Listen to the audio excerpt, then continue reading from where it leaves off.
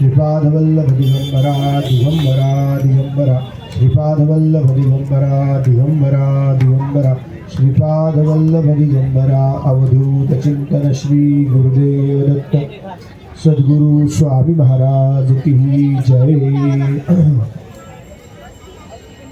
गेल्या 4 दिवसांप्रमाणे 5 दिवसांप्रमाणे आजही आपण मंगलाचरणाने या प्रपंचाची सुरुवात करूया. सगळ्यांनी डोळे बंद करायचे. आपल्या कुलस्वामिनीचं मनामध्ये स्मरण करायचं आहे.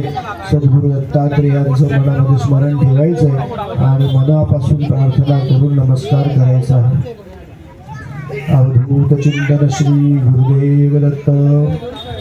वक्रतुंड महाकाय सूर्यकोटि समप्रभ निर्विघ्नं कुरु मे देव सर्वकार्येषु सर्वदा.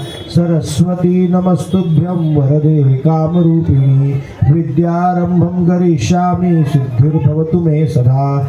जमदग्निप्रियां देवी रेणुकामेकमातरं सर्वारंभे प्रसीदत्वं नमामि कुलदेवतां. सह्याद्रिशीर्षे विमले वसन्तं गोदावरी तीर पवित्र देशे यद्दर्शनात् पातकमाशुनाशं प्रयाति तं त्र्यम्बकमीशमीडे. यदक्षरमनाख्येयम् आनन्दम् अज केवलं श्रीमन्निवृत्तिन्याथेति ख्यातं दैवतमाश्रये. शङ्करं शङ्कराचार्यं केशवं बादरायणं सूत्रभाष्यकृतौ वन्दे भगवन्तौ पुनः पुनः. काषाय वस्त्रं करदण्डधारिणं कमण्डलुं पद्मकरेण शङ्खं चक्रं गदाभूषितभूषणाढ्यं श्रीपादराजं शरणं प्रपद्ये. यतीन्द्रं सद्गुरुं वन्दे श्रीनृसिंहसरस्वतीं श्रीमद्दत्तावतारं च कृपादानमपेक्षसे. आदौ ब्रह्मा मध्ये विष्णु अन्ते देवः सदाशिवः. मूर्तित्रयस्वरूपाय दत्तात्रेय नमोस्तुते. अवधूत चिंतन श्री गुरुदेव दत्त सद्गुरु स्वामी महाराज की जय. श्रीपाद श्री वल्लभ स्वामी महाराज की जय. त्र्यंबकेश्वर भगवान की जय. कपालेश्वर भगवान की जय. गंगा गोदावरी माता की जय. संत श्रेष्ठ निवृत्तीनाथ महाराज की जय. अवधूत चिंतन श्री गुरुदेव दत्त. काल आपण या कथेचा जो भाग बघितला, भगवंतांनी त्रिविक्रम भारतींना, सद्गुरूंनी त्रिविक्रम भारतींना विश्वरूप दाखवलं. त्यांच्या मनामधल्या सगळ्या शंकांचा निराश केला आणि हा निराश केल्यानंतर भगवंतांच्या पुढच्या लीला आता आपण बघणार. सिद्ध नामधारकांना विचारतायत की हा अहम जो असतो, नामधारक सिद्धांना विचारताय की हा जो काही अहम आहे, हा अहम माणसाचा किती मोठा शत्रू असतो. काल आपण बघितलं, देवी अहम वाहुनिया शंभू शांभवी झालो.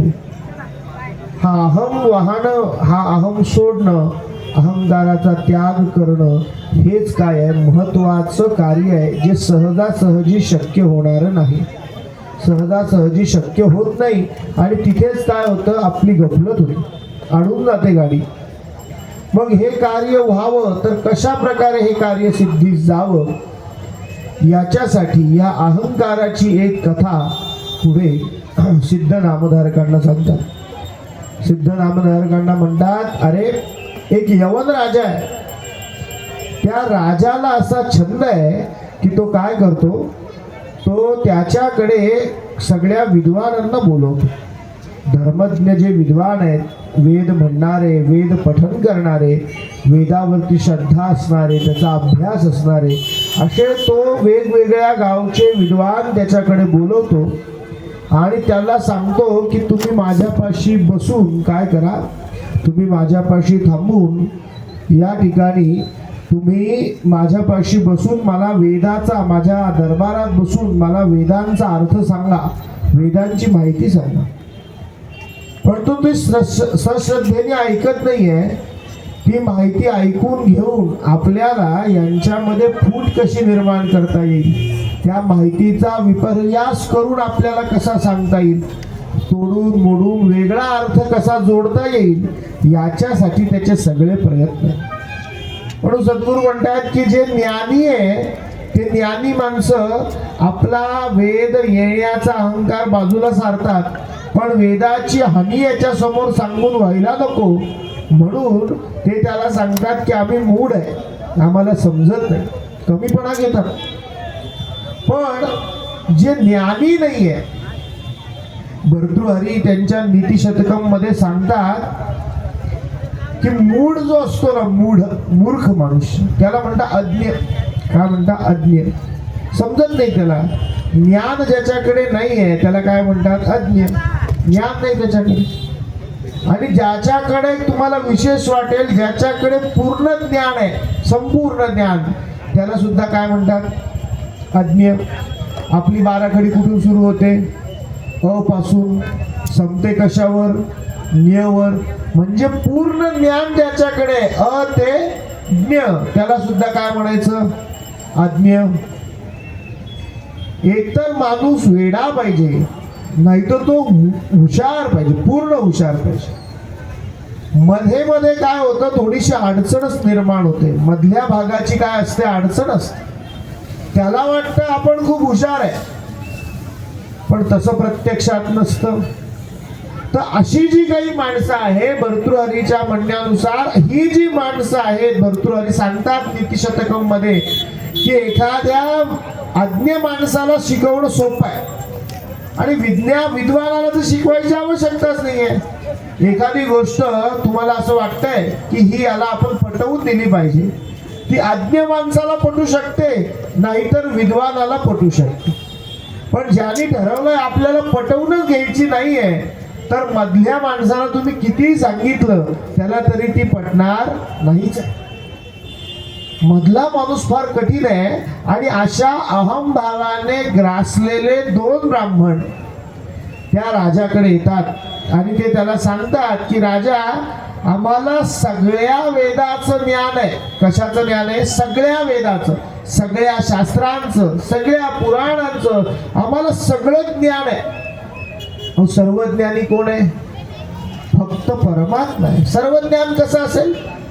पण त्यांना अहम आहे. अहमाचा पडदा, अहम एकदा माणसामध्ये आला की हा आलेला अहम माणसाला स्वतःबद्दल सुद्धा सगळी माहिती घेऊ देत नाही. तो स्वतः मीच खूप हुशार आहे, इथे सगळं म्हणजे मीच आहे की नाही. पौंड्र नावाचा एक खोटा वासुदेव होता म्हणे त्या काळात. तो सांगायचा श्रीकृष्ण मीच आहे, भगवंत मीच आहे.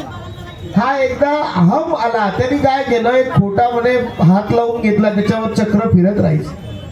खोटा हात माणूस लावेल, खोट्या बाहू लावेल, सगळं खोटं खोटं सगळं लावू शकतो. पण स्वचिंतनाचं काय करणार? स्व जो आहे, स्व म्हणजे असलेला मी, त्याचं काय करणार? खोटं खोटं तर काही होऊ शकतं. अहो, एखादा माणूस सिरियल मध्ये नट म्हणून श्रीकृष्ण होतो, मग तो काय श्रीकृष्ण आहे का? खोटं खोटं होता येणं आणि स्वभावापासून तसं असणं याच्यामध्ये खूप मोठा फरक आहे.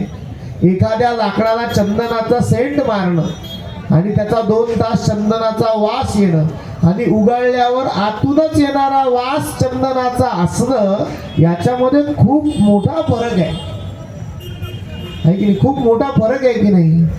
तसं हे जे दोन आहेत हे अहम भावाने ग्रासलेले आहेत आणि हे म्हणतात आम्हाला सगळं येतं. राजाला त्यांनी सगळं म्हणून दाखवलं, राजाला सगळं सांगितलं. राजाला सांगितलं तुमच्याकडे याच्या आधी जे कोणी विद्वान होते त्यांना घेऊन या, त्यांना बोलवा. त्यांनाही बोलवलं गेलं. ते राजाशी त्यांनी त्या राजासमोर त्या विद्वानांचे सगळं म्हणणं खोटं ठरवून दाखवलं आणि त्यांना हरवून दाखवलं.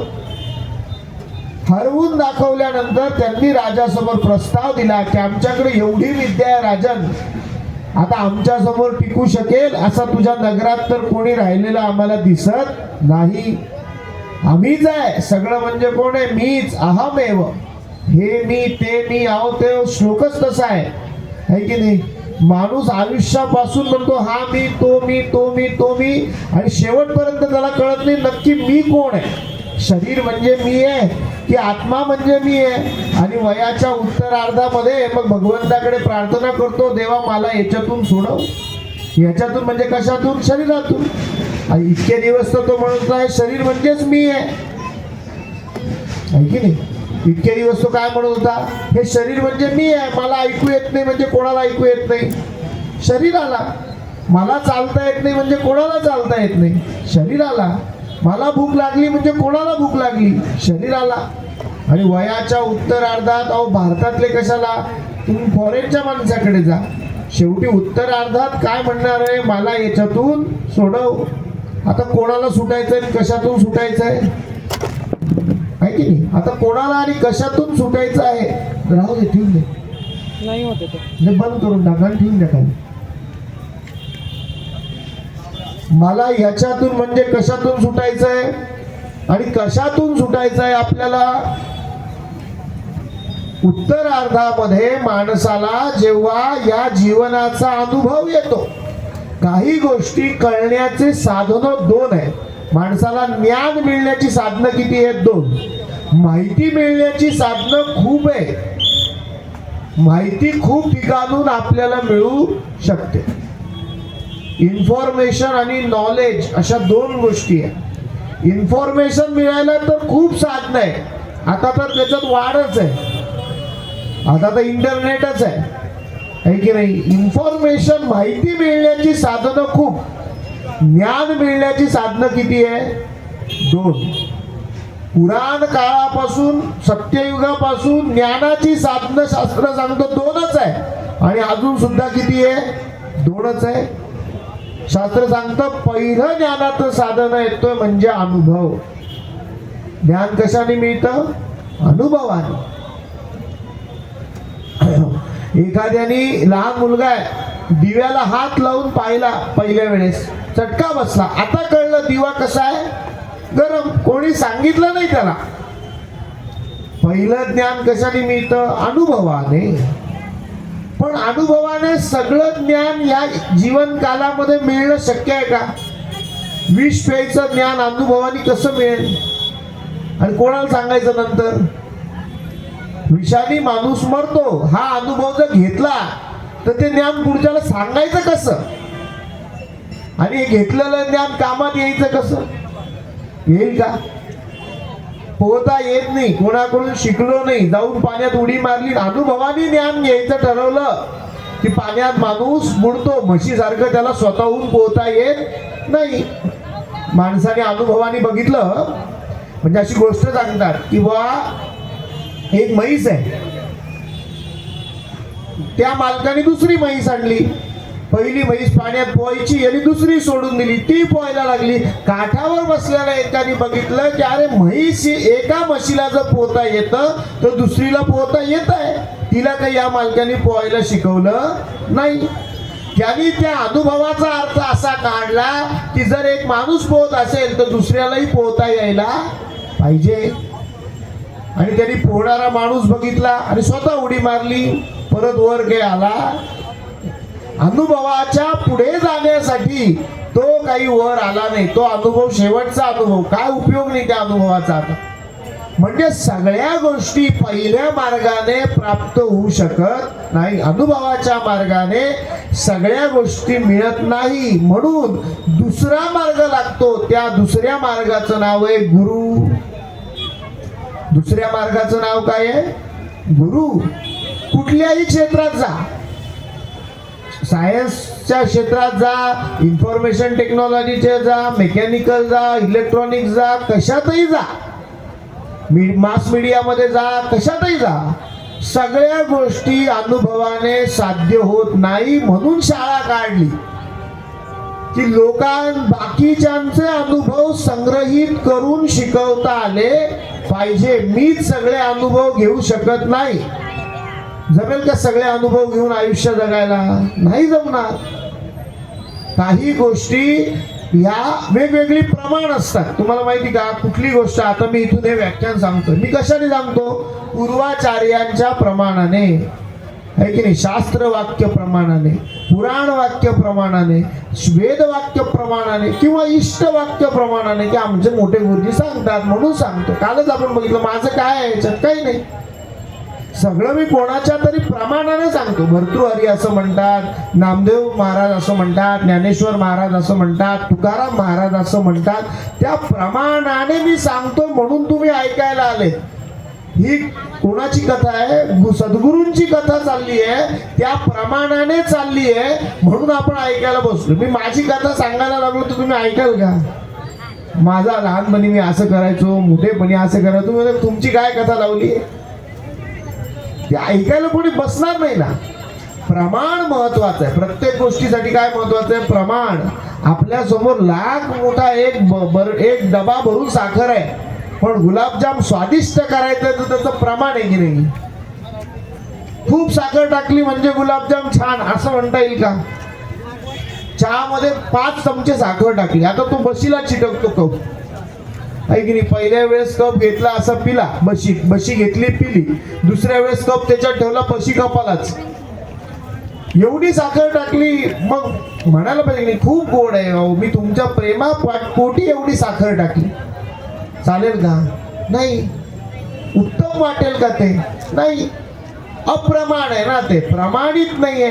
प्रमाण असलं पाहिजे प्रत्येक गोष्टीला. काय पाहिजे? प्रमाण. झोपेचं एक प्रमाण आहे. जास्त झोप झाली तरी अंग दुखायला लागतं, मग फ्रेश नाही वाटत माणसाला. प्रमाणामध्ये सर्व काही असावे. समर्थ सांगतात सगळं कसं पाहिजे? प्रमाणामध्ये पाहिजे. माणसाला शिकण्याची आवड पाहिजे, पण त्या आवडीनंतर पण अहम टाळण्यासाठी त्याला एक प्रमाण पाहिजे. माझं मी घेतलेलं शिक्षण हे जर मला अहंकाराकडे नेत असेल तर माझ्यापेक्षा मूर्ख असलेला माणूस जास्त चांगला आहे की नाही? अशिक्षित माणूस जास्त चांगला आहे. जर शिक्षण आम्हाला अहंकाराकडे नेत असेल तर विद्या विनयेन शोभते. विद्या कशी शोभते? अहंकार नसताना. आपला मुद्दा कुठे चाललेला आहे की सद्गुरू त्या राजा पुढे हे जे 2 ब्राह्मण आलेले आहे हे विद्यावान आहे पण अविनयी आहे. त्यांच्याकडे काय साचलाय? विद्येबरोबर अहंकार साचलाय. खूप अहंकार आहे. आणि ते म्हणतायत, राजा आता आम्हाला एक अशी राजमुद्रेने प्रमाणपत्र बनवून दे की आम्ही आता गावोगावी जाऊ. तुझ्या राज्यात तर कोणी राहिलं नाही, आम्ही दुसऱ्या गावोगावी जाऊ आणि गावोगावी जाऊन काय करू? तिथल्या विद्वानांना बोलवू, त्यांच्याशी चर्चा करू, वाद घालू आणि त्यांच्याकडून जयपत्र घेऊ. अहो, शंकराचार्यांनी असंच कार्य केलं. वेगवेगळ्या ठिकाणी गेले. मंडन मिश्र आणि शंकराचार्य वाद प्रसिद्ध आहे. पण वाद का घातला? त्याच्या मागचं कारण महत्वाचं असतं. कुठल्याही गोष्ट करताना त्या गोष्टीची क्रिया आणि त्या गोष्ट करण्याचं कारण, या दोन्ही गोष्टी महत्वाच्या असतात. नुसती क्रिया बघून चालत नाही. कसं? एखादा मोठा डाकू आहे, चोर आहे, घरामध्ये घुसला चोरी करायला. नेमकं ज्या घरात चोरी करायला घुसला होता तिथल्या माणसाला जाग आली, त्यांनी त्याला धरायचा प्रयत्न केला. त्यांनी हातात चाकू होता आणि त्याच्याने काय केलं? त्याचं पोट फाडलं. मग हे चांगलं आहे का वाईट आहे? वाईट आहे. क्रिया काय आहे? चाकूनी पोट फाडणे. क्रिया काय आहे याच्यातली? चाकूनी पोट फाडणे. मग ही क्रिया वाईट झाली की नाही आता? पण एक डॉक्टर आहे, एक स्त्री आहे जिचं बाळ अगदी म्हणजे तिला कळा येत आहेत पण बाळ जन्माला येत नाहीये, म्हणून डॉक्टरनी काय केलं? चाकूने तिचं पोट फाडलं आणि बाळ जन्माला आलं, तिचा जीव वाचला. मग ही क्रिया चांगली आहे का वाईट आहे? क्रिया एकच आहे की नाही? चाकूनी पोट फाडणे हीच क्रिया आहे. पण त्या क्रियेच्या मागचं कारण लक्षात घेतल्याशिवाय क्रियेला चांगलं किंवा वाईट असं ठरवता येत नाही. क्रिया कशाने ठरते? तिच्या कारणाने ठरते. ती चांगली आहे की वाईट आहे. नुसती क्रिया चांगली किंवा वाईट असं ठरत नाही. क्रिया त्यात असतात पण त्याच्या मागच्या कारणाने त्या बदलतात. शंकराचार्यांचं प्रत्येक ठिकाणी जाऊन त्या विद्वानांशी चर्चा करण्याचं कारण काय आहे की धर्माला सुसंगत करणं, योग्य धर्म प्रस्थापित करणं. धर्मातही काही विकृती तयार होत जातात, त्या काढून टाकणं, इम्प्युरिटी काढून टाकणं, मार्ग सुसज्ज करणं, योग्य करणं, आचरण करता येईल असा नीट करणं. पण ह्या दोघांच्या मनाची इच्छा तशी नाहीये. यांची वाद घालण्याचीच क्रिया आहे, पण ती कशासाठी आहे? माझा अहंकार वाढला पाहिजे, मला लोकांनी असं असं समजलं पाहिजे, या अहंकाराच्या दृष्टीने चाललेली ही क्रिया आहे. आणि हे सगळीकडून वेगवेगळ्या गावांमधून जयपत्र घेत घेत घेत घेत कुठपर्यंत आले? कुमसी गावाला आले. तिथे कोण राहत आहे? त्रिविक्रम भारती मुनी राहत आहे. त्यांच्याशी वाद घालायला लागले. म्हणे तुम्ही आम्हाला सांगा, आम्ही काही प्रश्न विचारू, त्याची उत्तरं सांगा, अमुक सांगा तमुक सांगा. त्रिविक्रम भारती मुनी त्यांना म्हणाले, अरे बाबांनो, मी यती आहे, संन्यासी आहे, मी काही विद्वान आहे, कर्मकांडी मनुष्य आहे, काय कोणी नाही आहे बाबा. मी यती आहे, संन्यासी आहे. आचरण हा एकमेव माझा धर्म आहे. मी भगवंताचं नामस्मरण करत जीवन घालवतो. मी अरे उपचाराची पूजा सुद्धा करत नाही, मी मानस पूजा करतो. मी काय माझ्याकडे फुलं जमवत नाही, मी माझ्याकडे काही करत नाही बाबा. मी मानस पूजा करतो, माझ्या मनापासून देवाला सगळं वाहतो. मी मानस पूजा करणारा यती आहे. माझ्याशी वाद घालून तुम्हाला काय फायदा आहे? ते त्यांना म्हणाले, तुम्ही असे विचित्र कारण देऊ नका. तुम्हाला बोल सांगता येत नसेल तर आम्हाला या जयपत्रावर तुमची स्वाक्षरी द्या.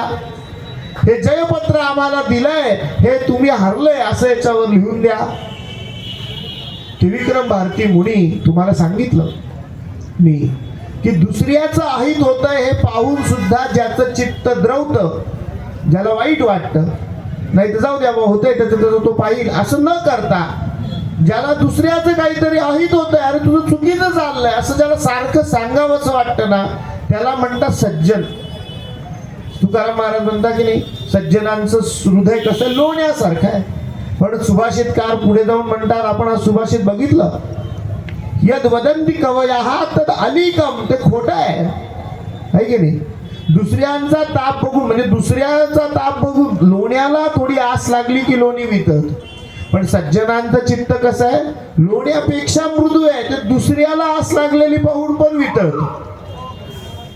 त्रिविक्रम भारती मुनींचं चित्त वितळलं. ते त्यांना खरं त्रास देत आहे, पण सज्जनाचा गुण आहे, त्याला सगळं चांगलं व्हावं असंच वाटत असतं. ते त्याला त्रास देत आहे, पण तो म्हणतोय की हा अहंकार यांना एक दिवस घेऊन बुडेल. आणि अहंकार नावाच्या तमाचा नाश करणारे कोण आहे? सद्गुरू आहे. आपण बघितलं ना कालच्या कथेमध्ये, अहंकार नावाचा जो अंधार आहे, ब्रह्मराक्षस पाया पडायला आला की नाही काल. अहंकार नावाचा जो कुठला अंधार आहे त्याच्यामध्ये प्रकाश देणारे कोण आहे? सद्गुरू आहे. तो म्हणाला, हे आपल्याकडून होणारं काम दिसत नाही, यांना आपण आपल्या परीने सगळं सांगून बघितलंय, आता यांना कुठे घेऊन जाऊ? सद्गुरूंकडे घेऊन जाऊ. तो त्या विप्रांना, त्या दोन ब्राह्मणांना म्हणाला, आमचे गुरु आहेत, तुम्ही त्यांच्याकडे चला, आपण तिथे जाऊ आणि त्यांचा उपदेश जर झाला मला की यांच्याशी चर्चा करा, तर मी तुमच्याशी चर्चा करेलही. आता गुरु काय म्हणतात ते आपण बघू, पण मला वाटतं हे जे तुम्ही धरून चाललेला आहात ना, हे तुमचं अहित करणार आहे. मी तुम्हाला हितावं असणाऱ्या एका माणसाकडे घेऊन जातो. माणसाकडे म्हणण्यापेक्षा नरहरींकडे घेऊन जातो, भगवंताकडेच नेतो.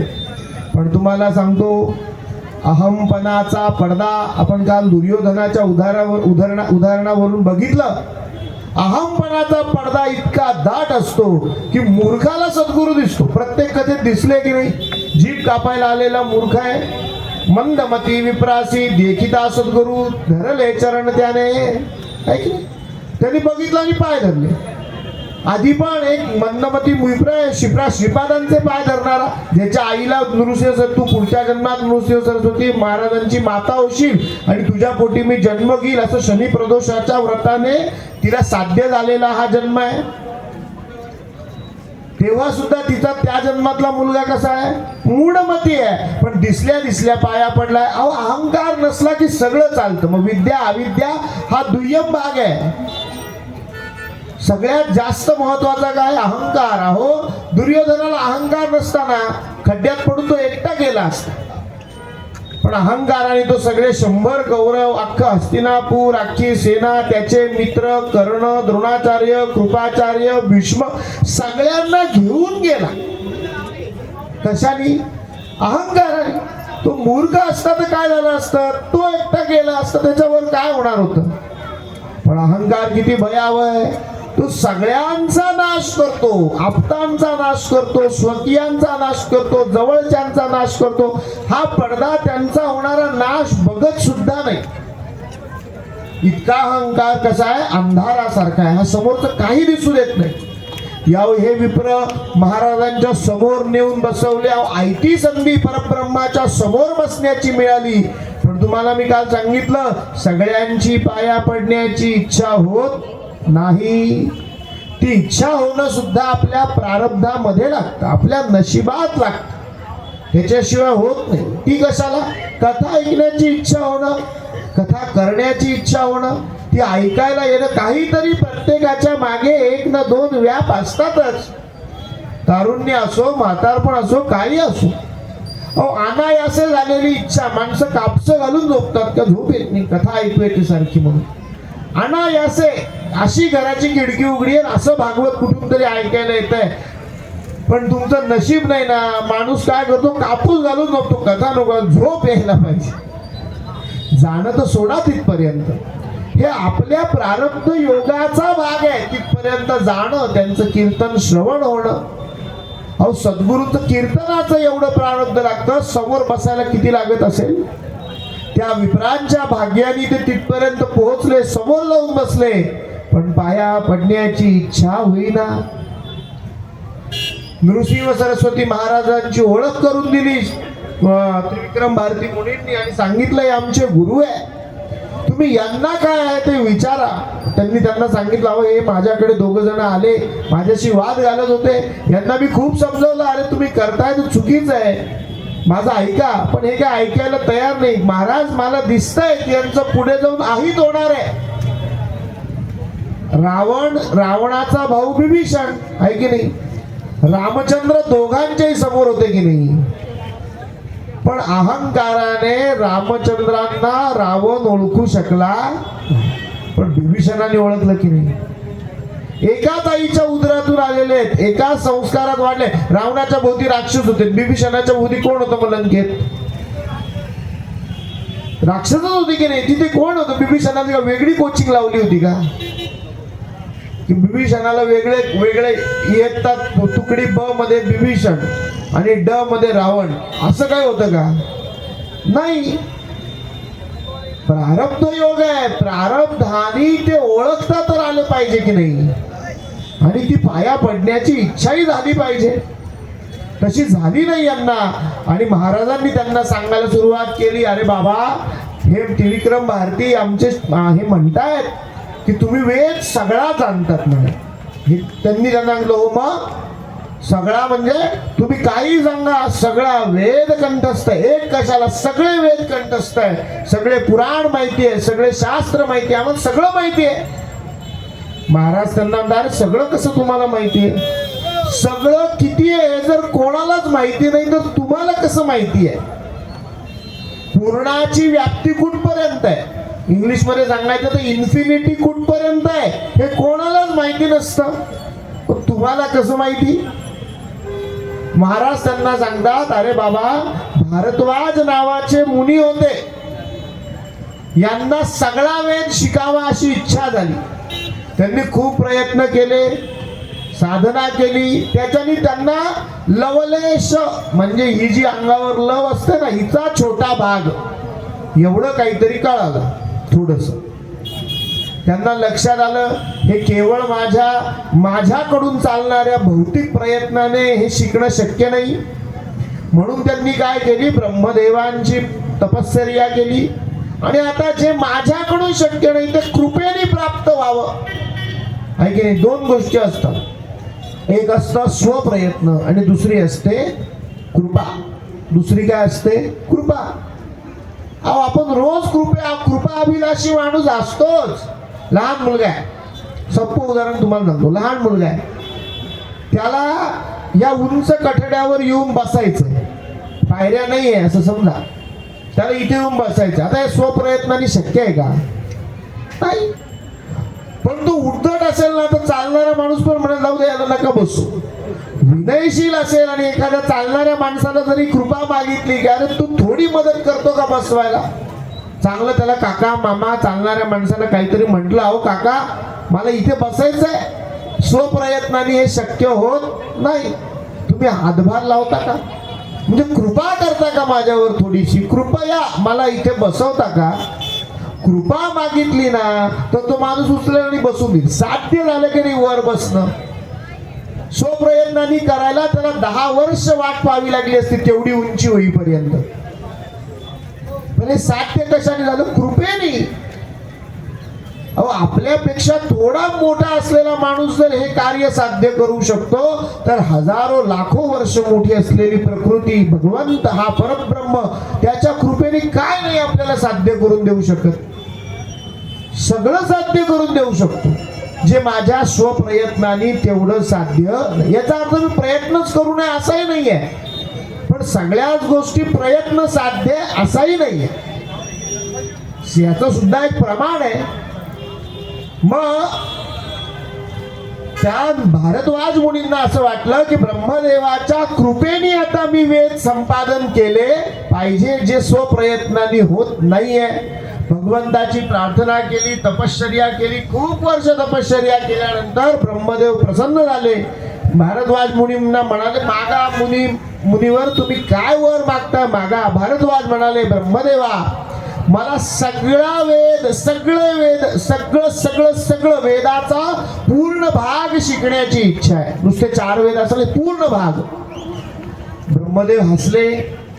ब्रह्मदेव म्हणाले अरे माझ्या पण हातात 4च वेद आहेत, पूर्ण भाग माझ्याकडेच नाही तर तुला कुठून देणार. पण भारद्वाज म्हणाले नाही मला पूर्ण भाग पाहिजे.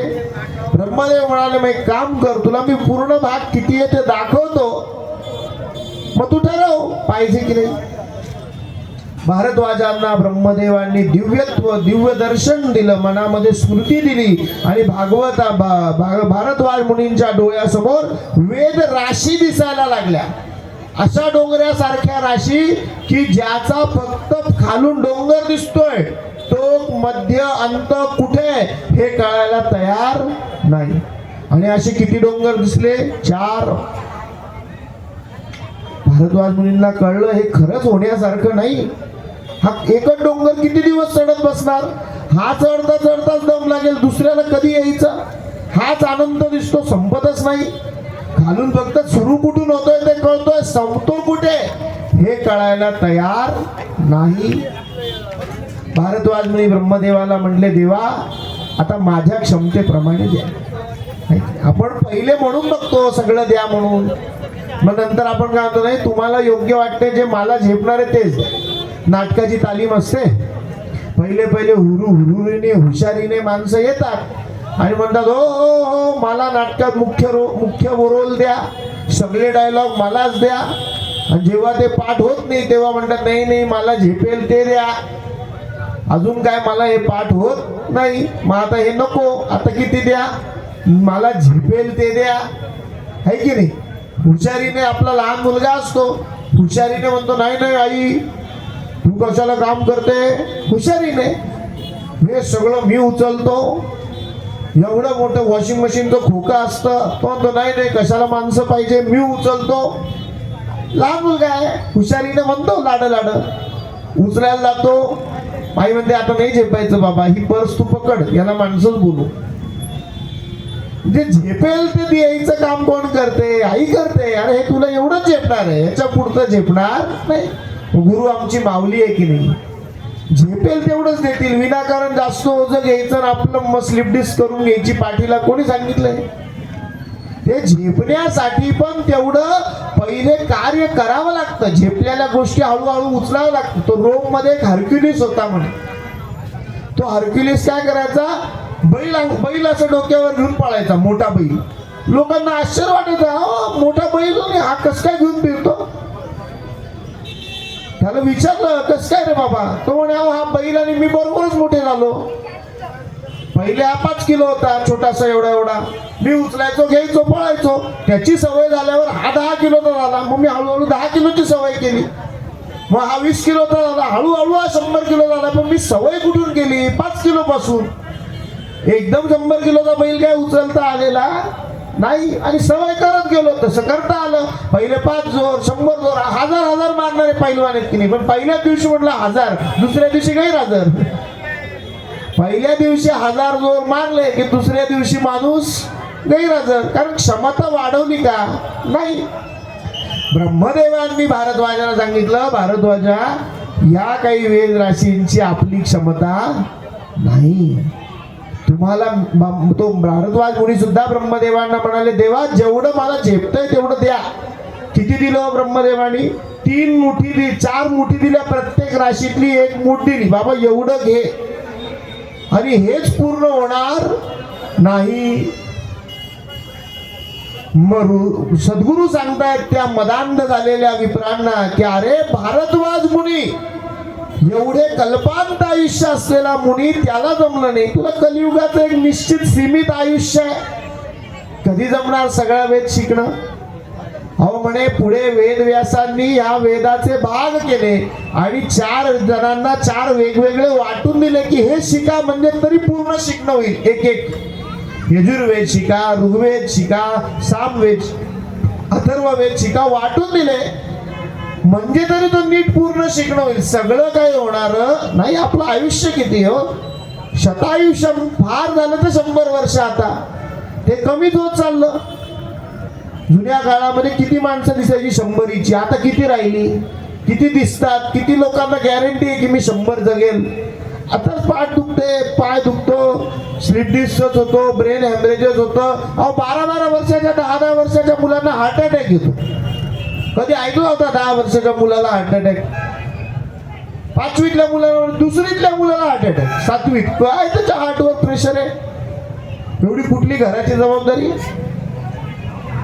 पण येतो की नाही, आपण ऐकतो की नाही पेपर मध्ये? हळूहळू आयुर्मान अजून कमीच होत चाललं. 100 होतं ते 70 वर आलं. आता 70 आली तरी म्हणून खूप झालं, बरं झालं 70 पर्यंत गाडी आली आहे.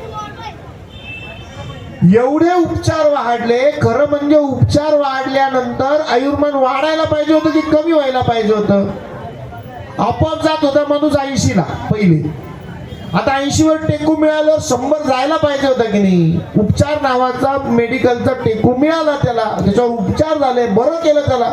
गाडी असते आपल्याकडे, ती आपोआप 10 वर्ष टिकत होती, तिला रिन्यू करून आणल्यावर 15 टिकते की नाही? माणसाचं व्हायला पाहिजे होतं की नाही? असं होतंय का? एवढे उपचार वाढले पण आयुर्मान काय होत चाललं? कमी. आता आपण आपल्या आयुष्यात सुद्धा 100 पर्यंत जाईल असं भरोसा वाटतो का? नाही वाटत. म्हणजे एक काहीतरी सीमित आयुष्य माणसाला आहे, आणि शास्त्र म्हणतं तेच खरं आहे की हळूहळू आयुर्मान काय होत जाणार आहे? कमीच होत जाणार आहे. आपल्याला दिसतंय की नाही? अहो माझ्या जन्माच्या वेळेस आमचे आजोबा सांगायचे, म्हणजे मी लहान होतो तेव्हा आजोबा सांगायचे की अमुक अमुक माणसं आमचे, हे काका आहेत 100 वर्षाचे आहेत, त्या काकू आहेत 100 वर्षाच्या आहेत, 90 वर्ष झाले, डोळ्याला चष्मा नाही आहे, अजून सुईत दोरा होतात, स्वतःचे कपडे स्वतः धुतात. खूप जणांची माहिती अशी कानावर ऐकायला यायची लहानपणी. आता नाही येत. येते का? नाही.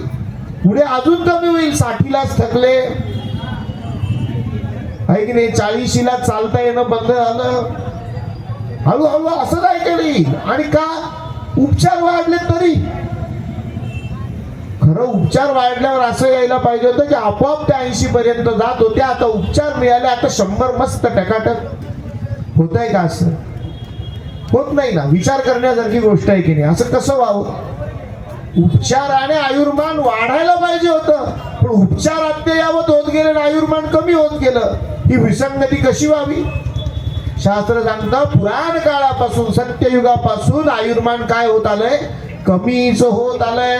आणि मानवी प्रयत्न ते आयुर्मान वृद्ध करायला पर्याप्त नाही. ते कमी होत आहे, ते होतच आहे.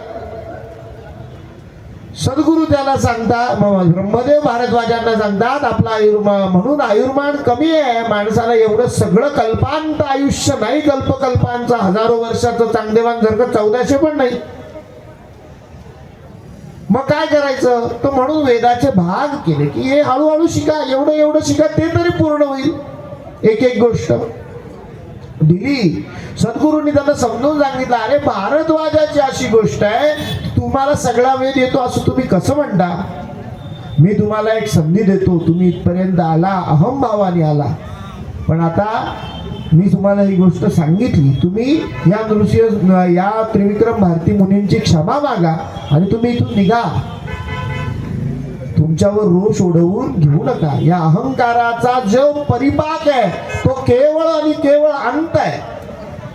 दुर्योधनाचा काय झाला? अंत. रावणाचा काय झाला? अंत. कारुणमय अंत आहे. हा जे अहंकाराचा परिपाक आहे, याच्यातून मुक्ती मिळणार नाही. ही मुक्तीपर्यंत, म्हणजे जिथे आद्य नाही अंत्य नाही अशा स्थितीला तुम्हाला अहंकार नेणार नाही. तिथे सेवा नेते, तिथे दास्यत्व देतं. म्हणून रामदास स्वामी म्हणतात, मी कोण आहे? रामदास आहे. आपल्या इथे दत्ताश्रम आहे, दत्तधाम, तिथले स्वामी कोण आहे? दत्तदास आहे. शिरोमणी होण्यामध्ये भक्ताला रस नाहीये, त्याला रस कशात आहे? दास होण्यामध्ये. रामदास स्वामी सांगतात, सदा दास्यत्व त्याचे करावे. भगवंताचं काय करावं? दास्यत्व करावं, दास व्हावं त्याचं. सेवेला मुक्ती आहे, अहंकाराला अंत आहे. मीच भगवंत होईल हा प्रयत्नच नको आहे. मी त्याचा दास होईल. मी कोण होईल? त्याचा दास होईल. हा प्रयत्न अपेक्षित आहे की नाही? पण मग ते त्याला सांगतात की ही तुम्हाला संधी देतो, पण ते विप्र ऐकत नाहीत. ते अजून मदाने प्रेरित होतात आणि त्यांना म्हणतात, सद्गुरूंना सांगतात, तुम्ही आम्हाला वेद सांगा. मग सद्गुरू म्हणतात, ऐकायचं आहे का वेद? मग पुढच्या अध्यायामध्ये सद्गुरू सगळ्या शाखांसहित, लुप्त शाखा, चालू असलेल्या शाखा, वेगवेगळ्या अशा सगळ्या प्रकारचा यजुर्वेद, ऋग्वेद, यजुर्वेद, सामवेद, अथर्ववेद असं सगळं सांगतात त्या विप्रांना. सगळं सांगतात, सगळी माहिती त्यांना सांगतात की अरे बाबा, अशा अशा यजुर्वेदाच्या शाखा आहे, त्याच्यात अशा अशा 50 आहे, ऋग्वेदाचा असं असं आहे, याचं तर असं असं आहे, खूप मोठं आहे. आपण या विस्तारामध्ये जाणार नाही, कारण मला तुम्हाला तपशील वाचून दाखवावं लागेल. मग तर आपण तपशिलामध्ये काही जाणार नाही, आपण तपशिलामध्ये तिथे जाणार नाही, है ना. तर अशा अशा प्रकारचा वेद आहे, असं असं आहे, ते असं असं करावं लागतं, सगळं सांगतात. पण तरीही ते मदोन्मत्त विप्र ऐकत नाही. कुठल्याच प्रकारे ऐकायचं मनावर घेत नाही. कुठल्याच प्रकारे ते ऐकायचं मनावरती घेत नाही. आणि हे मदोन्मत्त विप्र काय करत राहतात? दरवेळेस सद्गुरूंची अवहेलनाच करत राहतात. आता सद्गुरू म्हणतात, खूप संधी दिली आहे की नाही? हिरण्यकश्यपूला सुद्धा सुधारण्याची संधी दिली होती. ज्या ज्या वेळेस भगवंतांनी प्रल्हादाला वाचवलं अशी कथा येते, त्या वेळेस त्या कथेचा दुसरा भाग आपल्याला असं सांगतो की त्या वेळेस हिरण्यकश्यपूला सोडलं, त्याला मारलं नाही, त्याला सोडलं, संधी दिली की अरे अजूनही सुधार. तू होलिकेबरोबर हिरण्यकश्यपूने प्रल्हादाला होळीत घातलं. होलिकेला वरदान होतं अग्नीने काही होणार नाही, पण होलिका जळाली आणि प्रल्हाद वाचला. दृष्टांत दिला सद्गुरूंनी, परमात्म्यानी, नारायणाने, की अरे असं होतंय तर अजूनही तू डोळे उघडे ठेवून बघ आणि अजूनही सुधार. तू याच्या पुढचा त्रास प्रल्हादाला दिला नाहीस ना, तरी तुझा जीव वाचेल, तरीही वाचेल. नाही तर पहिल्याच वेळेस जेव्हा कड्यावरून ढकललं तेव्हा प्रल्हादाला वाचवण्याबरोबरच भगवंताने हिरण्यकश्यपूला मारलं असतं की काय अवघड होतं. पण तसं केलं नाही. भगवंत संधी देतो, पण ती संधी सुद्धा अहंकाराने ओळखता येत नाही. हिरण्यकश्यपूला नाही आली आणि भगवंताने ठरवलं की आता वेळ आली आहे, आता फार संधी देता येणार, आता अंत आहे. सद्गुरूंनी सुद्धा ह्या विप्रांना फार संधी दिली की अरे अहंकाराचा पडदा बाजूला करा आणि एकदा तरी तुम्ही सत्य ब्रह्माला बघा, नारायणाला बघा. शुद्ध अंतःकरण झाल्याशिवाय आपल्याला दिसत नाही. त्यांचं अंतःकरण अहंकारमय आहे, काही दिसायला तयार नाही. सद्गुरूंनी त्यांना सांगितलं, असं आहे का, वादच घालायचा आहे का? अरे मग वाद घालायला मी कशाला पाहिजे? तुमच्याशी वाद करण्यासाठी मी पाहिजेच कशाला? तुमच्याशी वाद करायला त्रिविक्रम भारती मुनीच पाहिजेच कशाला? मी चालत्या माणसाला बोलवतो आणि तो सुद्धा तुम्हाला हरवून दाखवेल. एक अज्ञानी मनुष्य तिथून आश्रमाच्या जवळून चाललेला होता. सद्गुरूंनी त्याला हाक मारली, शिष्यानं सांगितलं इकडे घेऊन या. त्याच्या अंगाला विभूती लावली, 7 रेषा मारल्या आणि 7 रेषेंच्या पल्याड त्याला उभं केलं आणि त्याला सांगितलं एक एक रेषेवर चालत ये. त्याला त्याचे सगळे जन्म आठवायला लागले. प्रत्येक रेषेवर त्याला त्याचे वेगवेगळे मागचे जन्म आठवायला लागले. आपण पहिल्याच दिवशी बघितलं होतं, ही सगळी माहिती कशात असते? आपल्या शरीरात असते. ती कोणीतरी जागृत करावी लागते, है की नाही? सगळं असतं बी मध्ये, सगळं असतं की नाही? एका बी मध्ये हे झाड कशाचं होणार याचा सगळा डेटा असतो की नाही दिलेला. कोणीतरी मातीत टाकून तो काय व्हावा लागतो? जागृत व्हावा लागतो. जागृत झाला की त्या मातीच्या संपर्काने आपोआप त्या बी मधून तेच झाड येतं. जांभळाच्या बी मधून चिक्कूचं झाड येतं का? म्हणजे त्याच्यात माहिती टाकलेली आहे ना की याच्यातून चिक्कूचं झाड आलं पाहिजे. पण जागृत नाही झाली तर ती बी वाळायला ते. जागृत झाली तर तिच्यातून अंकुर कुठून तरी त्याची जागृती व्हावी लागते. ही जागृती कोण करतं? सद्गुरू करतात. त्या माणसाच्या सगळ्या 7 जन्मांची जागृती त्याला करून दिली आणि तो याच्या आधीच्या जन्मामध्ये एक विद्वान होता, एकदम विद्वान ब्राह्मण होता, अशी त्याची जागृती झाली. तो त्या शेवटच्या पायरीवर आला, शेवटच्या रेषेवर जेव्हा आला तेव्हा त्याला जागृती झाली की मला सगळं ज्ञान आहे. आणि मग सद्गुरूंनी सांगितलं आता यांच्याशी वाद करा. अहो तो सगळं ज्ञान सांगायला लागला. चालणारा रस्त्यावरचा एक अज्ञानी मनुष्य जेव्हा सगळं ज्ञान सांगायला लागला तेव्हा त्या विप्रांना आता भय वाटायला लागला. आता ते घाबरायला लागले. त्यांना लक्षात आलं की अरे आपण कुठेतरी अहंकाराने काहीतरी मोठा पातक करून या ठिकाणी बसलेलो आहे. सद्गुरूंनी त्यांना सांगितलं आता तुम्ही गंगेवर आंघोळीला जा आणि तिथेच तुमचा प्राणत्याग होईल. अहंकारयुक्त आता हे शरीर फार काळ राहणार नाही. आता या दोषाचा तुम्हाला काय होईल? प्राणत्याग होईल. त्यांचा प्राण गेला. अहंकाराने काय केलं? नाश केला. अहंकाराने काय घडवला? नाश घडवला. अहंकारे रावणाची गेली सत्ता.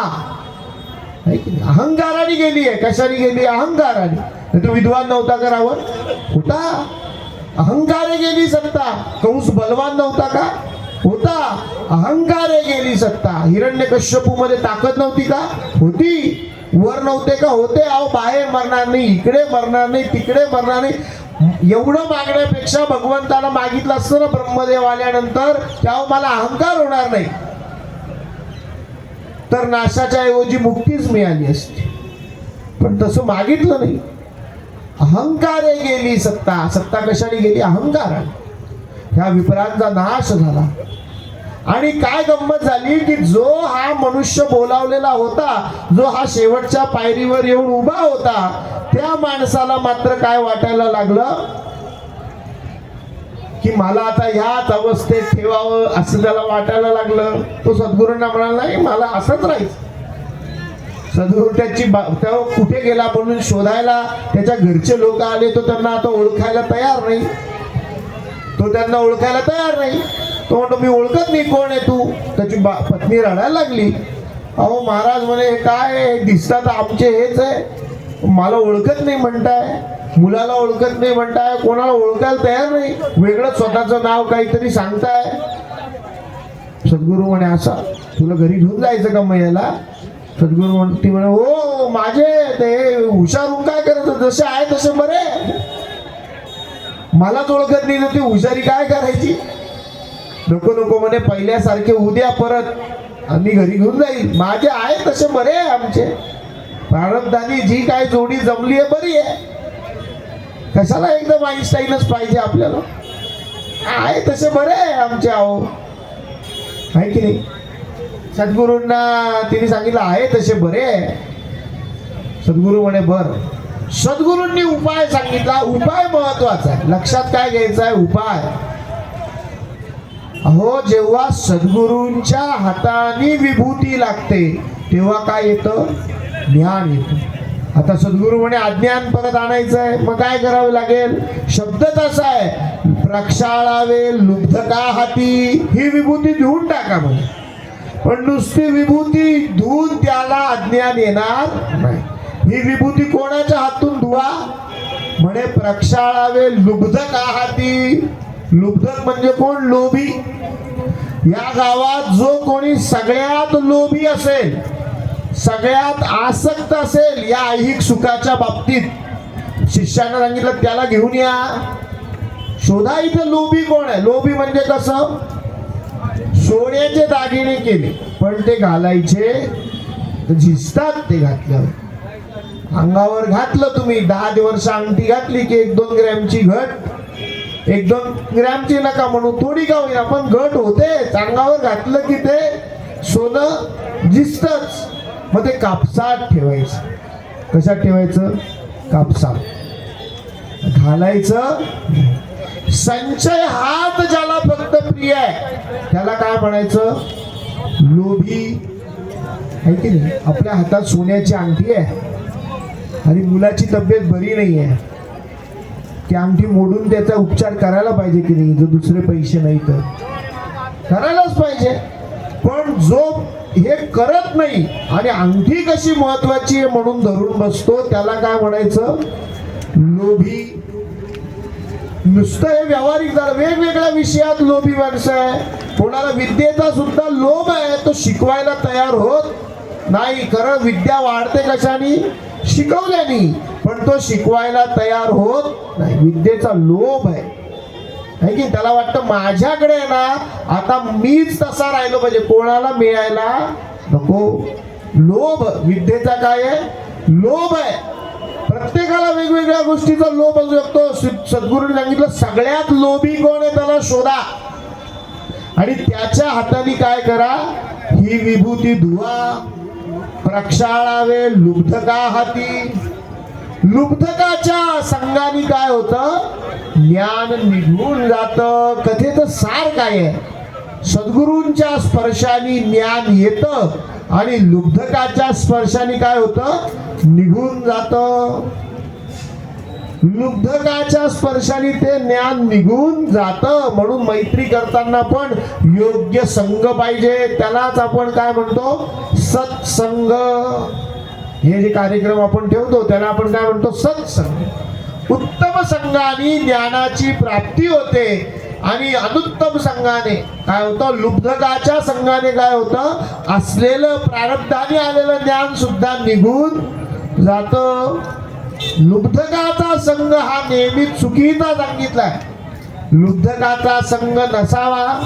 सद्गुरू सांगतात प्रक्षाळावे लुब्धका हाती. लुब्धकाच्या हाताने त्याला आंघोळ घातली त्याचं सगळं ज्ञान निघून गेलं. तो पुन्हा आपल्या त्या अज्ञानीपणाला प्राप्त झाला. त्याने आपल्या सगळ्यांना ऐहिकातल्या इथल्या सगळ्यांना ओळखलं आणि तो त्यांच्या बरोबर निघून गेला.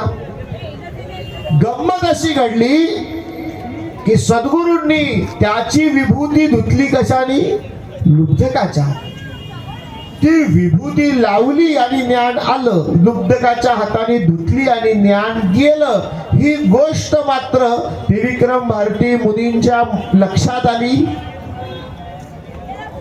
सद्गुरूंना त्यांनी विचारलं की हे महाराज, सद्गुरुनाथा, गुरुनाथा, विभूतीचं काय महात्म्य ते तरी सांगा. विभूती लावल्यावर ज्ञान येतं म्हणे, विभूतीचं काय महात्म्य ते तरी सांगा.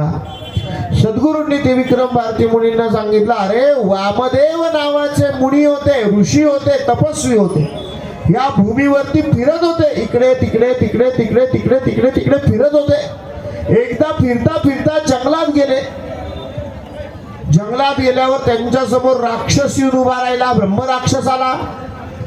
ब्रह्मराक्षसाने अकराळ विकराळ चेहऱ्याने काय केलं? त्यांना घाबरवायचा प्रयत्न केला. पण वामदेव काही घाबरले नाही. ब्रह्मराक्षसाने खाण्यासाठी त्याला धरलं. पण नुसतं धरल्या धरल्या त्या ब्रह्मराक्षसाचं ब्रह्मराक्षसत्व गेलं. त्याचा सगळा अहंकार निघून गेला आणि तो प्रकाशमान झाला. ब्रह्मराक्षस प्रकाशमान झाला, त्या रूपात येऊन ज्ञान झाल्यानंतर त्यांनी वामदेवांना विचारलं की अहो एवढे लोक आजपर्यंत इथे आले, मी एवढ्यांना खाल्लं, मी जेव्हा त्यांना धरतो तेव्हा माझ्या मनातला अहंकार, राक्षसी वृत्ती अजून वाढते की बरा आहे माणूस भेटला, मी मोठमोठ्याने अजून हसतो आणि हसून अगदी आनंदाने त्या माणसाला खातो. पण तुम्हाला हात लावल्यानंतर माझा सगळ्या राक्षसत्वाचा नाश झाला, सगळ्या वाईट गोष्टी निघून गेल्या आणि मी अगदी सन्मार्गाने तुमच्या समोर पुन्हा उभा राहिलो. काय झालं हे तरी सांगा, तुमच्या अंगाचा स्पर्श म्हणजे काय झालं? वामदेवांनी सांगितलं, अरे माझ्या अंगाला भस्म आहे, या महादेवाचं त्रिपुराननाचं काय माझ्या अंगाला भस्म आहे, या भस्माचा स्पर्श तुला झाला आणि म्हणून काय झालं, तुझं सगळं ज्ञान परत आलं. या भस्माचा स्पर्श तुला झाल्यामुळे काय झालं, तुझं पूर्ण ज्ञान परत आलं. म्हणून काय करता येतं, म्हणून हे ज्ञान परत आल्यामुळे काय झालं, तुला सगळं ज्ञान प्राप्त झालं.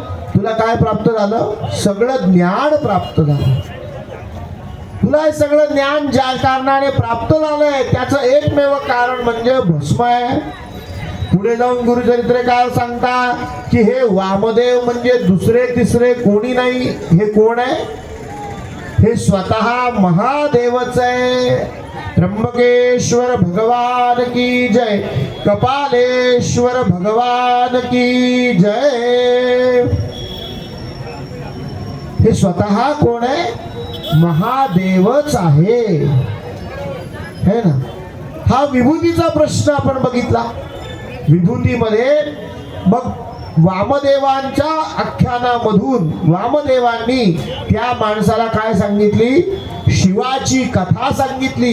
की त्यांनी विचारलं गुरूंना की अहो ही विभूती, हे भस्म, हे एवढं सर्वश्रेष्ठ कसं ठरलं, याची कथा सांगा. त्यांनी सांगायला सुरुवात केली. मंदाराचल पर्वतावरती स्वतः महादेव सभेसाठी बसले. सभाशी दिव्य आहे, 7 मखरांनी युक्त सिंहासन आहे, 55 महादेव तिथे बसलेले आहेत. त्या 5 मुखांचं वर्णन येतं याच्यामध्ये, आपण विस्तारात जात नाही. आपल्याला पुढे परत वेगवेगळा क्रम आहे, पूर्ण ग्रंथ पूर्ण करायचा आहे. कधी काय होतंय, सुरू व्हायला थोडासा कधी कधी उशीर होतोय. पहिल्या काही स्पर्धा आहेत, मुलं एवढ्या लांबून येतात, सगळं चाललेलं आहे. जसा जसा वेळ सद्गुरूंना अपेक्षित आहे तसा आपल्याला मिळणारच आहे, तो काही कमी होत नाहीच. पण आपल्याला ग्रंथही पूर्ण करायचा आहे म्हणून आपण फार विस्तारात जात नाही. पण 55 नसलेले महादेव तिथे बसलेले आहे, त्यांच्या शेजारी पार्वती बसलेले आहेत, पार्वती माता बसलेल्या आहे. तिथे सनत कुमार येतात आणि सनत कुमार त्या सभेमध्ये महादेवांना प्रश्न विचारतात की अहो देवा, आम्ही पृथ्वीवर जाऊन आलो, या पृथ्वीवरच्या माणसांना फार कष्ट आहे, तुम्ही आम्हाला एक शाश्वत असा सोपा उपाय सांगा की जेणेकरून कमी प्रयत्नाने यांचे कष्ट हरण होतील. महादेव त्यांना सांगतायत की अरे प्राणशक्ती, इच्छाशक्ती आणि क्रियाशक्ती या तिघांचा वास जिथे एका ठिकाणी आहे ते त्रिपुंड यांनी धारण केलं पाहिजे.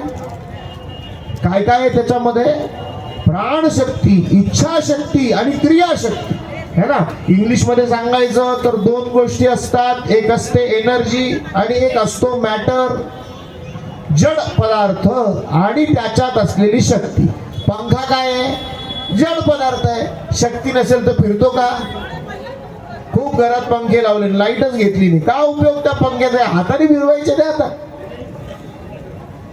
पंखे लावले 50 खोलीमध्ये आणि म्हणे खूप गरम होता. एकाने विचारले ना, का रे काय पंखे लावले फिरत नाही, तो लाईट कुठे घेतली.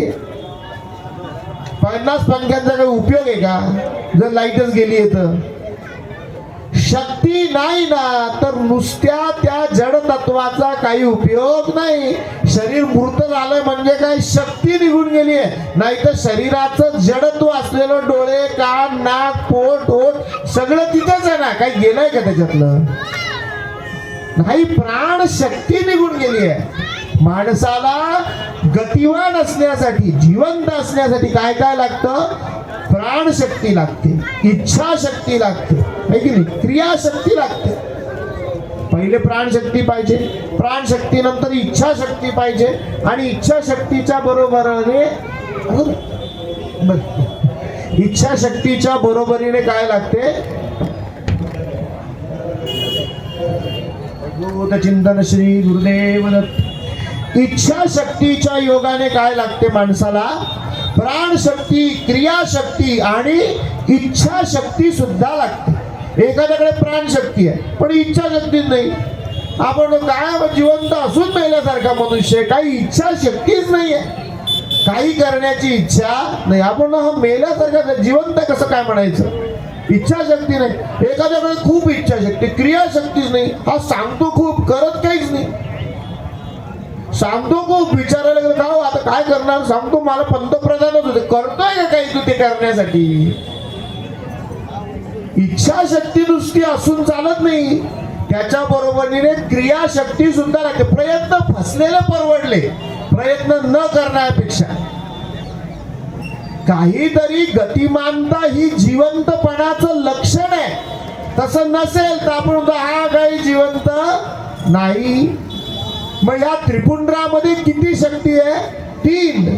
क्रियाशक्ती, प्राणशक्ती, इच्छाशक्ती आणि क्रियाशक्ती. या शक्ती जागृत करणारे हे त्रिपुंड लावलं पाहिजे. आज्ञाचक्रावर एक टिळा तर लावला पाहिजे की नाही? आपण एक काय करायला पाहिजे? हिंदू आहे म्हणून आपण काय करायला पाहिजे? या आज्ञाचक्रावर एक टिळा लावायला पाहिजे. अहो, लोक हिंदूंच्या ठिकाणी व्यवसाय करतात आणि अतिशय आदराने टोपी घालतात, मनापासून घालतात, घाबरत नाही. ते इथे मी करतो म्हणून टोपी घालले, कशी माझा धंदा चालेल का? घालतात. आपल्याला ते एवढं काय करायला लावलेलं नाहीये ना. एक टिळा लावायला काय हरकत? आपल्या परंपरेमध्ये, हिंदू धर्माच्या परंपरेमध्ये अहो छोट्या छोट्या गोष्टी सांगितल्या, छोट्या छोट्या. आपण विनाकारण तो खर्च करा. कशाला खर्च लागतोय? आपल्या मुलाचा वाढदिवस आहे, घरात सुनेचा वाढदिवस आहे, मुलीचा वाढदिवस आहे. वाढदिवसाच्या दिवशी एक औक्षणाचं ताट करून टिळा लावून ओवाळायला काय हरकत आहे? तिथीच्या वाढदिवसाला कुठला खर्च लागतो त्याला? आपल्याला तिथेच माहिती नाही. घरात नवीन कॅलेंडर आलं, तिथी आपण रोज वापरत नाही. जशा एकादशा लिहून येतात की नाही, या दिवशी एकादशी उपवास ठेवायचा, या दिवशी महाशिवरात्री लिहून आली आहे की नाही? ती सगळ्यांचा उत्सव आहे म्हणून लिहून आली आहे. आपल्या घरातले उत्सव त्या कॅलेंडरमध्ये बाहेरून कसे लिहून येतील? मग आपण लिहायला पाहिजे. आजीचा वाढदिवस या तिथीला येतो. वसंत पंचमीला आमच्या आजीचा वाढदिवस आहे. शिवरात्रीच्या दिवशी आमच्या आजोबांचा वाढदिवस असतो. गुढीपाडव्याच्या दिवशी आमच्या आईचा वाढदिवस असतो. जन्म आहे चैत्र प्रतिपदेला. लिहिलं पाहिजे. आपण ते उत्सव कॅलेंडर मध्ये लिहून घेतले पाहिजे. आलं कॅलेंडर की सगळ्यांच्या तिथी लिहून घ्यायला काय हरकत आहे? त्या तिथीला कोणी असो, स्त्री असो, पुरुष असो, मुलगा असो, मुलगी असो, औक्षण करायला काय हरकत आहे? खर्च लागतो का? एक ताट घ्यायचं, हळदी कुंकू ठेवायचं, दिवा ठेवायचा, आपल्या मुलाला आपल्याच घरातल्या सवासिनीने औक्षण करायचं, त्याला गोड काहीतरी भरवायचं. औक्षण म्हणजे औक्षवंत होण्याची क्रिया आहे, दीर्घायुष्य होण्याची क्रिया आहे. एवढी सोपी क्रिया अजून दुसरी कुठली असणार याच्यापेक्षा? काही खर्च नाही ना. एक दिवा लागतो, पटकन ओवाळायचा, तो उचलून दिवा देवापाशी ठेवून द्यायचा. हो, बर्थडेला तरी खूप खर्च आहे. केक आणा, कापा, लोकांना खायला बोलवा, जेवायला बोलवा. बर्थडे करायचा म्हणजे किती खर्च आहे? वाढदिवसाला हा खर्च आहे का? नाही. औक्षण करणं या क्रियेसाठी काही खर्च लागतो का? नाही. आपला धर्म आपल्याला छोट्या छोट्या गोष्टींमधून कर्म करायला सांगतो. माझे डोळे बंद करून बसून मला बसल्या जागी नामस्मरण करायचं, काय खर्च आहे का? आमचा आपला अट्टाहास, आल्या 4 सुट्ट्या जोडून की चला तिकडे गर्दी. अहो, शास्त्र असं सांगतो. तुम्हाला मी शास्त्र सांगतो. शास्त्र काय सांगतं माहिती का? शास्त्र सांगतं जिथे कमल दलाचा सुवास येतो. जिथे कशाचा सुवास येतो? कमल दल. कमळाच्या फुलाला वास असतो का? पण तो सुद्धा येतो, आहे की नाही? जिथे कमल दलाचा सुवास येतो, ज्या गोष्टीला आवाज नाही, म्हणजे समजा माझ्या श्वासाचा आवाज आहे, किती बारीक आहे, तो सुद्धा जिथे ऐकू येतो अशा ठिकाणी भगवंत राहतो. तो कल्ल्यात कोलाहलात कटकटीत राहत नाही. गर्दीच्या दिवशी जाऊन आपण फक्त मूर्ती बघतो, तिच्यात भगवंत देवत्व राहत नाही. ते निघून जात. तेवढ्या काळ ते म्हणतं तुमचं चालू द्या. कल्लोळात तो राहत नाही. तो कशात राहतो? शांततेत राहतो. माझ्या मनाच्या कल्लोळात सुद्धा तो राहत नाही. तो कशात राहतो? शांततेत. माझ्या चित्तात शांतता आहे तर माझ्या हृदयातला नारायण मला दर्शन देणार आहे. कल्लोळामध्ये तो दर्शन देत नाही, राहतच नाही. अहो, शांताकारं भुजगशयनं पद्मनाभं सुरेशं विश्वाधारं गगनसदृशं मेघवर्णं शुभांगं लक्ष्मीकान्तं कमलनयनं योगिभिर्ध्यानगम्यं वंदे विष्णुं भवभयहरं सर्वलोकैकनाथं.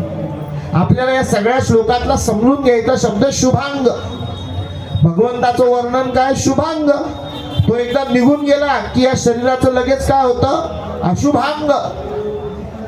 एखादा खूप अगदी लव्ह मॅरेज केलाय, प्रेम विवाह केलाय, फार ती स्त्री आवडते, मृत्यूनंतर राहता येईल का तिच्या बरोबर? कितीही आवडत असली तरी डेड बॉडी बरोबर राहता येईल का? नाही.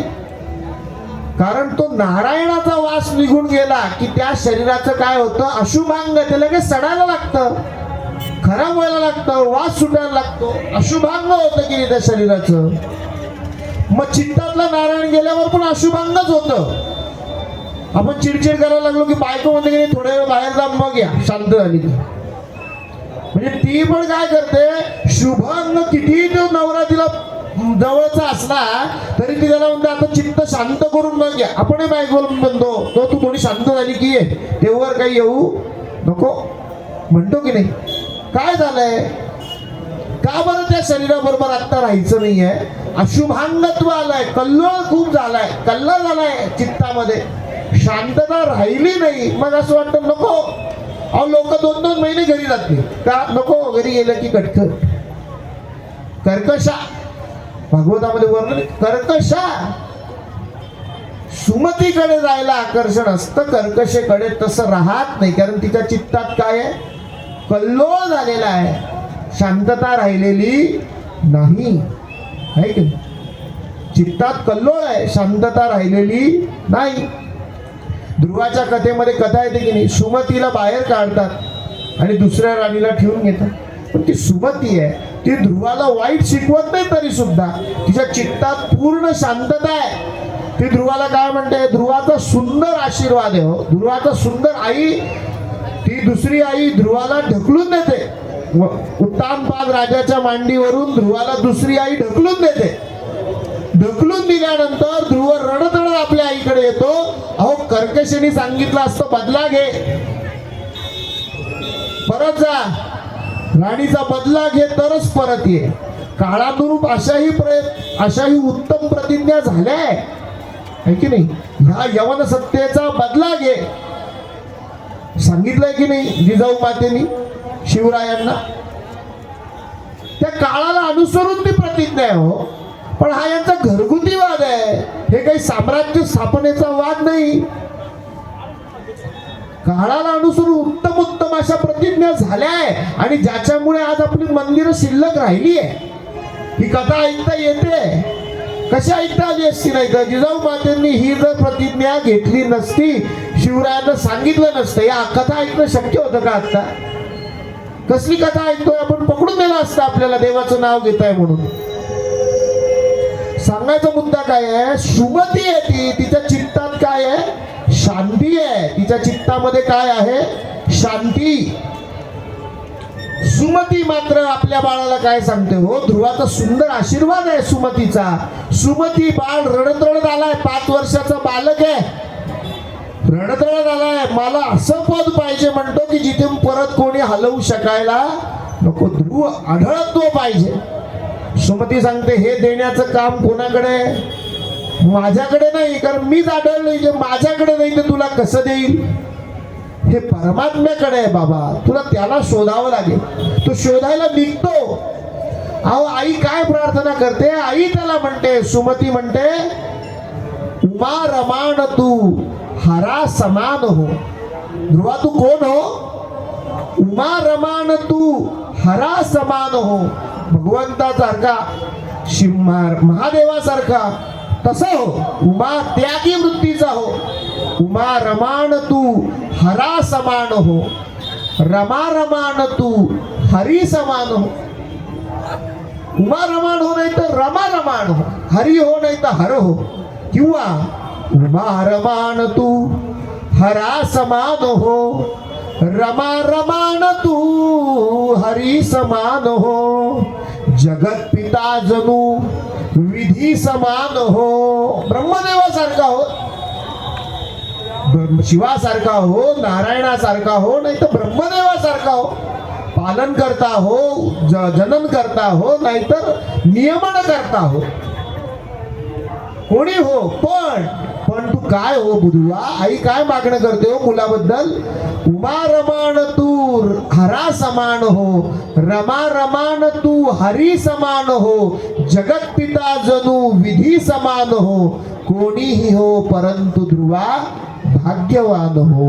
कोणीही हो परंतु ध्रुवा भाग्यवान हो. आई काय अपेक्षा करते? बदला घेणार नको बाबा. तू तुझं भाग्य तू ठरव. राहू दे, तुझा दुसरा भाऊ आहे ना, त्याला बसवायचं ना, त्या दुसऱ्या आईला बसू दे, ते नको करत बसूस. विश्वाची माझे घर ही ज्ञानेश्वर महाराजांची उक्ती आहे की नाही? अजून खूप आढळत्वाच्या जागा आहे. नाही उत्तानपाद राजाच्या मांडीवर बसता येते ना, नको त्याला सरकवून बसवायला जाऊ. तू दुसरं आढळपद माग. ती मांडी सुद्धा आढळ नाही ध्रुवा. त्याच्यापेक्षा आढळत्व कोणाकडे? आमच्या सद्गुरूंकडे. ते माग, ते मागायला तुझा आहे की नाही? आपला मुद्दा कुठे चाललेला आहे की ह्या सगळ्या कथेमध्ये भगवंत काय सांगतायत? ते त्या विभूतीचं महत्व सांगतायत. त्याच्याचं महत्व सांगताय विभूती. आणि असा तो आढळ असलेला महादेव कुठे बसलेला आहे? त्या मंदाराचल पर्वतावर बसून सभा घेतोय. आणि या महादेवाच्या सभेत सनत कुमार विचारतात, विभूतीचं महत्व सांगा. महत्वाचं काय आहे? 3 शक्ती त्रिपुंड्राच्या महत्वाच्या आहेत. महादेव सांगतात त्रिपुंड्र लावा. विद्याशक्ती, प्राणशक्ती, इच्छाशक्ती आणि क्रियाशक्ती या 3ही शक्ती जीवनाच्या वाढवायच्या असतील आणि सगळ्या जीवनाचं कल्याण साधायचं असेल तर डोक्याला काय लावलं पाहिजे? त्रिपुंड्र लावलं पाहिजे. कसं लावावं हो? महादेव सांगताय भृग, आपली जी भुवई आहे त्या भुवईच्या मापाचं लावावं. लोकांना दिसावं म्हणून लावायचं नाहीये, ते माझ्याकडे असावं म्हणून लावायचं आहे. बाबा खूप मोठे मोठे आपले त्रिपुंड दिसलं पाहिजे अगदी असं आवश्यक नाही. नित्य लावायचं आहे आणि भुवईच्या मापाचं लावायचं. त्रिपुंडाच्या 3 रेषा लावायच्या आहे. ही विभूती एवढी पावन आहे असं महादेव कोणाला सांगतायत? त्या सनत कुमारांना सांगतायत की अरे बाबा, विभूती इतकी पावन आहे की या विभूती सारखं फळ कशामध्येच नाही. ही विभूती एवढी पावन आहे. मग महादेव त्या अनुषंगाने पुढे काही कथा सांगायला घेतात. तो कथा भागात पण बघणार आहे. पण त्याच्या आधीचा एक प्रश्न आहे की त्याच्या आधीचा एक प्रश्न आहे. तो कसा आहे की जर एखाद्या त्रिविक्रम भारती मुनी सद्गुरूंना विचारतात की अहो, हा जो काही पतित होता, हा जो कोणी अज्ञानी होता, तो तुम्ही म्हणता मागच्या जन्मी विद्वान होता, मग ह्या जन्मी अज्ञानी कसं झालं? त्रिविक्रम भारती मुनी सांगतायत अरे, माणसाचे पातक दिवसेंदिवस जमत जातात आणि ती पातक साचत जातात आणि त्याच्याने पुढच्या जन्मामध्ये काय होतं? चुकीचा जन्म मिळतो. मनुष्य जन्म मिळेल असंही नाही, कृमी कीटकांचाही जन्म मिळू शकतो. मग ते म्हणतात साचता, एकदा साचलं, समजा चुकून एखादं पातक घडलं, त्याच्यासाठी काय करावं? तर ते सांगताय नामस्मरण करावं. काय करावं? भगवंताचं जितकं शक्य आहे तितकं काय घ्यावं? नाम घ्यावं. श्रीराम जय राम जय जय राम, राम कृष्ण हरी. ओम नमो भगवते वासुदेवाय. राम दत्तात्रेयाय नमः. हरये नमः. परमात्मने नमः. काही का असे ना, भगवंताचं काय घ्यावं? नाम घ्यावं. त्या नामाच्या बरोबरीने ते वेगवेगळी कृष्ण सांगतात. कृष्ण म्हणजे काय? पापक्षालन करण्याच्या क्रिया. आणि ते सांगतात ते दैनंदिन करावं. रोजच्या रोज आपलं ताट साफ करावं, म्हणजे त्याच्यावर दळ जमत नाही. एका घरात आळशी, एखादे कोणीतरी आळशी आहे, रोज ताट धुवत नाही, मग 10 दिवसात ते दळ जमतं की नाही त्याच्यावर. मग किती घासत ते निघत नाही, काळच पडतं तिथे ताट, ते निघत नाही ना. पण हे जर रोज साफ केलं असतं तर दळ जमलं असतं का? नाही. ते सांगतायत रोज करावं. पण एक विशेष उक्ती त्यांना सद्गुरू सांगतात की बाबा, सगळ्या पापक्षालनांच्या क्रियांचं फळ आहे, पण ते कधी आहे? पश्चाताप झाल्याशिवाय नाही आहे. अनुतप्त झाल्याशिवाय, पश्चाताप झाल्याशिवाय कुठल्याही पापक्षालन क्रियेचं फळ मिळत नाही. ह्या गंगा गोदावरी मातेच्या स्नानाने आपण तिथं मंत्र लावलाय की नाही? खाली लावलाय पा इथे मंत्र आहे की नाही? ती काय आहे? पाप हरती आहे. पापोहम पाप कर्माहम पापात्मा पापसंभवाः त्राहिमाम कृपयात गोदे सर्व पाप हरा भव. मग सगळ्यांची डुबकी मारल्या सगळे पाप जायला पाहिजे की नाही? पण जात नाहीत ना. मग वचन खोटं आहे का? नाही. अहो, आमचा पश्चाताप कमी आहे, हा मोठी अडचण आहे.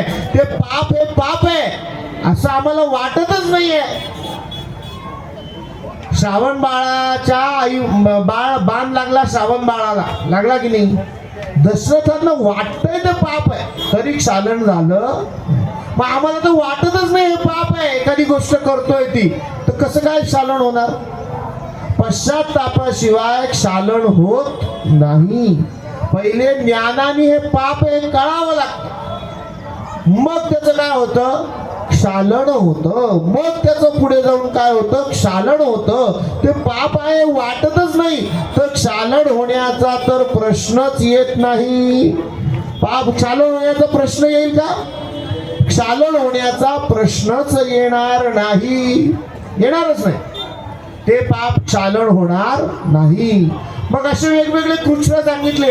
आहार कृष्ण सांगितलंय, म्हणजे कशा कशा प्रकारचा आहार घेतला म्हणजे आपण केलेल्या दोषांची तीव्रता कमी होते. उपवास हे एक प्रकारचं काय आहे? आहार कृष्ण आहे. आपण उपवास करतो की नाही? आहार कृष्ण आहे. पण खाण्याचे बंधन म्हणजे उपवास नाही आहे. नुसते खाण्याचे बंधन म्हणजे नुसतं उपवास नाही. उप म्हणजे जवळ बसणे. त्या दिवसभर खायचं कमी का बरं आहे? घरी जेवण का कमी बनवायचंय? तर आपल्याला देवाच्या जवळ बसायला वेळ मिळाला पाहिजे म्हणून. तर एकादशी दुप्पट खायची, त्या दिवशी दुप्पट पदार्थ, खिचडी, भगर, अजून काय काय काय काय काय काय. म्हणजे पहिलं ताट रोज पोळी भाजी मधून भागत होतं. आज तर दिवस स्वयंपाकघरात गेला, बाहेर यायचा पत्ताच नाही. त्याला उपवास नाही ना म्हणता येणार. हे खाण्याचे आपण बदल केला, याला उपवास नाही म्हणत. आपल्या उपवासाला खरा शब्द आहे फलहार. काय शब्द आहे? फलहार. तुम्ही विचार करून बघा, एक छोटी चिमणी आहे, तिला आपण दाणे टाकले, ती खाते की नाही? मग तिचं पोट बिघडतं का? 4 दिवस चिमणीला तांदूळ टाकले, चिमणीचं पोट बिघडलं, झालं का? नाही. आपल्याला 4 दिवस नुसते कच्चे तांदूळ खाऊ घातले तर आपलं बिघडेल की नाही पोट? वाघ असतो, वाघ तो मांस खातो, तसाच शिकार करतो, कच्चं खातो. मग वाघाचं पोट बिघडलं का कधी कच्चं मांस खाऊ? पण जे कोणी मांस खाणारे असतील, कच्चं खाऊ शकतील का? पोट बिघडेल की नाही? त्रास होईल की नाही? ते आपलं अन्नच नाही. तसंच्या तसं आपल्याला फक्त फळं खाता येतात. बाकी कुठलीच गोष्ट आपल्याला तशीच्या तशी खाता येत नाही. तिच्यावर संस्कार आपण आपल्या सारखं करायला करतो, त्याच्यावर आपला ज्ञानाचा वापर करून त्याच्यात बदल करतो आणि मग आपल्याला साजेसं करून घेतो, आहे की नाही? 3 शिट्ट्या करायला पाहिजे कुकरला. हे कोणी शिकवलं? पूर्वजांनी ज्ञानाने शिकवलं, म्हणून आपल्याला करता येतं. हातात तांदूळ पडल्या का आत्मज्ञान होणार आहे काय? याला कसं शिजवायचं म्हणून? नाही होणार ना. आपला मुख्य आहार काय आहे? फळ आहे. कारण तेच या हाताने तोडता येतात. आपल्याला वाघासारखी नका आहे का शिकार करायला? चिमणीसारखी चोच आहे का बरोबर धान्य काढायला? नाही. एवढ्या एवढ्या चिमणीच्या पोटाला जे धान्य पचू शकतं, माझ्या एवढ्या मोठ्या पोटाला का पचत नाही? शिजवावं का लागतं? लागतं की नाही शिजवावं? का लागतं? आहार नाही ना तो आपला, त्याच्यात वेळ जातो संस्कार करण्यात त्याच्यावरती. मग तो वेळ जाऊ नये. आणि त्या गुरुवारी जर दत्तात्रेयाचा उपवास असतो, तो वेळ न जाता माझा वेळ कशात लागला पाहिजे? देवाच्या सेवेत लागला पाहिजे. म्हणून मी जे न संस्कार करतात तसंच तसं खाता येतं ते अन्न खाल्लं पाहिजे. म्हणजे मी काय खाल्लं पाहिजे? फळं खाल्ली पाहिजे. त्याला म्हणतात फलाहार. काय म्हणतात? फलाहार. हळूहळू त्याला आपण फराळ म्हणायला लागलो. हळूहळू आपण त्याला काय म्हणलो? फराळ. फराळाला मग चालले त्रास होतो तरी शेंगदाण्याची आमटी. लोक मग काय, मग उपवासाचे पॅटीस, उपवासाचा अमुक, उपवासाची भेळ. हो, जे सोडायचं म्हणून तो उपवास आहे ते अजून रंजक कसं होईल याच्याकडे आपला कल आहे. तुमचा जे असं मी आपलं माझं आहे. बरं, अजून काहीतरी छान उपलब्ध असलं पाहिजे. मग राजगिर्याचे लाडू. हो, व्यंजन नको म्हणून काय केला? उपवास केला. की त्या गोडीची फार आम्हाला सवय लागली आहे. रोज मस्त लाडू बिडू असल्याशिवाय जमत नाही. मग तो खूप खाऊन झोप येते, तर ती झोप टाळावी म्हणून उपवास केला. कारण मी तुम्हाला सांगितलं 3 शक्ती लागतात आपल्याला. आत्मशक्ती, आत्मशक्ती, इच्छाशक्ती, क्रियाशक्ती. खूप आपण उपमन्यूची कथा पाहिली की नाही? उपमन्यूच्या कथेमध्ये धौम्यमुनी काय म्हणतात? त्याला आहार जास्त आहे म्हणून याची क्रियाशक्ती कमी आहे. आणि क्रियाशक्ती कमी, क्रियाच करत नाही, इच्छाही करत नाही. आणि मग हळूहळू त्या शक्ती एकमेकावर उलटा प्रभाव करतील. क्रियाशक्ती कमी, मग इच्छाशक्ती कमी झाली, इच्छाशक्ती कमी झाली, मग आत्मशक्ती कमी होईल. मग याची काय कमी करायला पाहिजे? झोप.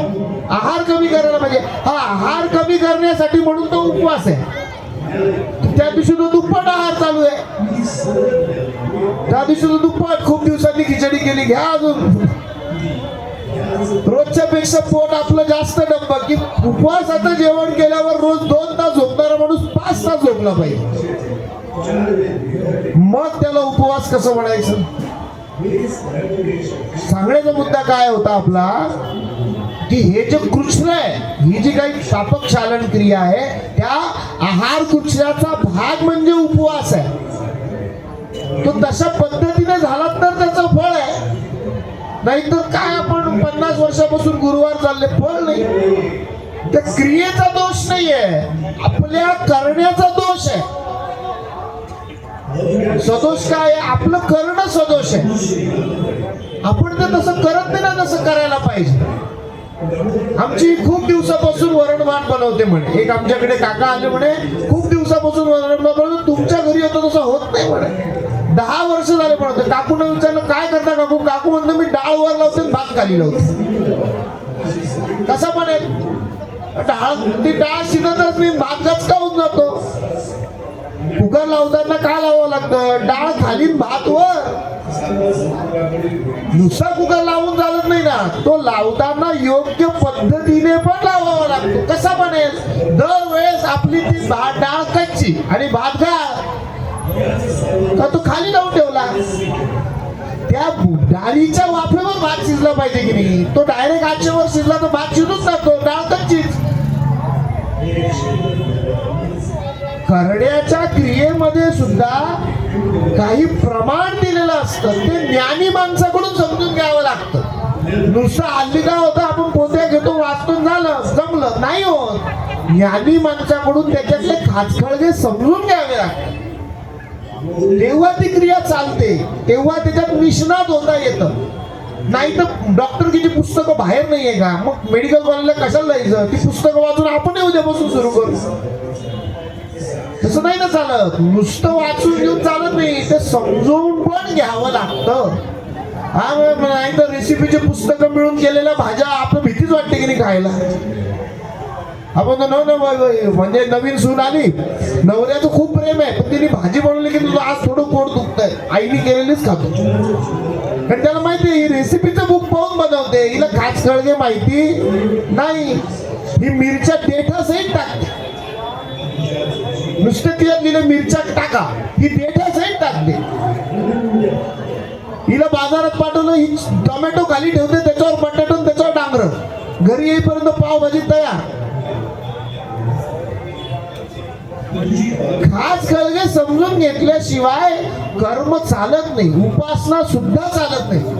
खास खळगे समजून घेतल्याशिवाय गुरु का करावा? वारकरी संप्रदायामध्ये गुरु महत्व, सगळ्या संप्रदाय गुरुला महत्व आहे. मी कशासाठी एवढं सगळं सांगतो, गुरु किती महत्वाचा आहे. खास खळगे कळल्याशिवाय कुठलीच गोष्ट चालत नाही. खास खळगे कळल्याशिवाय कुठलीच गोष्ट चालत नाही, नीट चालत नाही. नुसती ड्रायव्हिंग स्कूलला जाऊन आलो म्हणून गाडी जमत नाही. ड्रायव्हिंग स्कूलला आणलं, क्लच सोडा, ब्रेक दाबा, क्लच सोडा, ब्रेक नाही जमत. उतारावर एक दिवस गंमत होऊन जाते, कसं काय चालवायची गाडी, मागे ड्रायव्हर मध्येच, जात नाही पुढे तर नाहीच जात. त्याच्यासाठी खास खळगे समजूनच घ्यावे लागतात. आणि याच्यासाठी कोण महत्वाचं आहे? सद्गुरू महत्वाचे. अवधूत चिंतन श्री गुरुदेव दत्त. सद्गुरू त्याच्यासाठी महत्वाचे आहे. गुरुतत्व कशासाठी आहे? या भूतलावर आम्हाला खास खळगे समजावून सांगण्यासाठी आहे. हे गुरुतत्व या भूतलावर कशासाठी आहे? आम्हाला खास खळगे समजावून सांगण्यासाठी आहे. आणि मग अशा प्रकारे कृष्ण म्हणजे पापक शालनाच्या क्रिया समजावून सांगितल्या. त्या सांगितल्यानंतर या ठिकाणी ती जी विभूतीचा विषय आपण मध्ये सोडला होता की ही विभूती अंगाला लावली की काय होतं, त्याचं एक उदाहरण येतं. एका ठिकाणी एक अतिशय विचित्र रमणाचं प्रेत पडलेलं असतं. कुत्रे काय करतात? त्या प्रेताला घेऊन जातात आणि खेचत खेचत नेऊन कुठे सोडतात? एका ठिकाणी जिथे भस्म पडलेलं असतं त्याच्यावर नेऊन ठेवतात. त्याने आयुष्यभर एकही पुण्य कर्म केलेलं नसतं, पण तरी त्याला घ्यायला शिवदूत येतात. का बरं येतात हो? त्याच्या अंगाला भस्म आहे म्हणून येतात. मग सद्गुरू अशी त्या विभूतीचं महात्म्य कोणाला सांगतात? नामधारकांना सांगतात की या विभूतीचं उत्तम असं महात्म्य आहे. ही विभूती आपण नेहमी लावली पाहिजे. विभूतीचं महात्म्य लक्षात घेतल्यानंतर काय होतं?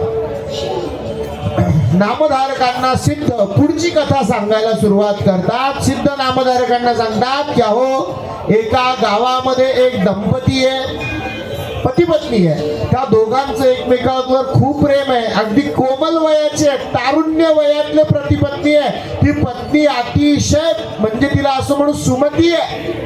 तिचा तिच्या पतीवर खूप जीव आहे. मनापासून ती त्याच्याबरोबर संसार करते. तिच्या घरचे, त्या मुलीच्याही घरचे आणि मुलाच्याही घरचे असे दोघही अतिशय धनाढ्य आहे. पण धन काही जीवनाच्या शाश्वतीचा एकमेव मार्ग नाही आहे का? पैसा जीवनाच्या शाश्वतीचा, आनंदाचा, परमानंदाचा एकमेव मार्ग पैसा आहे का? नाही. सद्गुरू सांगतात धन काही तसा मार्ग नाही. सिद्ध नामधारकांना म्हणतात धन तसा मार्ग नाही. अहो, एक दिवस असं झालं, त्या मुलाला अशी व्याधी झाली की कितीही धन दिलंय तरीही ती आता बरी होत नाहीये. वेगवेगळे डॉक्टर आणले, वेगवेगळी माणसं आणली, त्याच्यातले निष्णात तज्ञ आणले, पण माणसाच्या प्रयत्नामध्ये ती काही आता बरी होईना. ती बिचारी पतिव्रता स्त्री आहे, तिचा आपल्या नवऱ्यावर फार जीव आहे. ती काय करायला लागली आहे? तो जेवढं अन्न खातो तेवढंच अन्न ती खाते, सगळं त्याच्यासारखं करते. त्याला जसं जे योग्य वाटेल ते करते, की त्याला असं वाटायला नको की माझंच अडचण होते आणि हिची मजा आहे, असं व्हायला नको. म्हणून ती त्याला जे जे शक्य आहे ते बिचारी करते. सगळीकडे जाते, सगळ्यांच्या पाया पडते, सगळे देवांना जाते, सगळं करते. सगळं करत असताना तिला कोणीतरी, तिच्या मैत्रिणीने आपण म्हणू, कोणीतरी तिला माहिती सांगितली की अगं बाई, गाणगापुरी असे असे गुरु आहे, त्या गुरूंची प्रचिती फार जणांना आलेली आहे, तू तिथे जातेस का? ती कुठेतरी लांब राहते आणि लांब राहील. आपल्याला गावाचं नाव सांगता येऊ शकतो, महत्वाचंच नाही. आपल्याला कथेमध्ये गावाचं नाव महत्वाचं नाही आहे.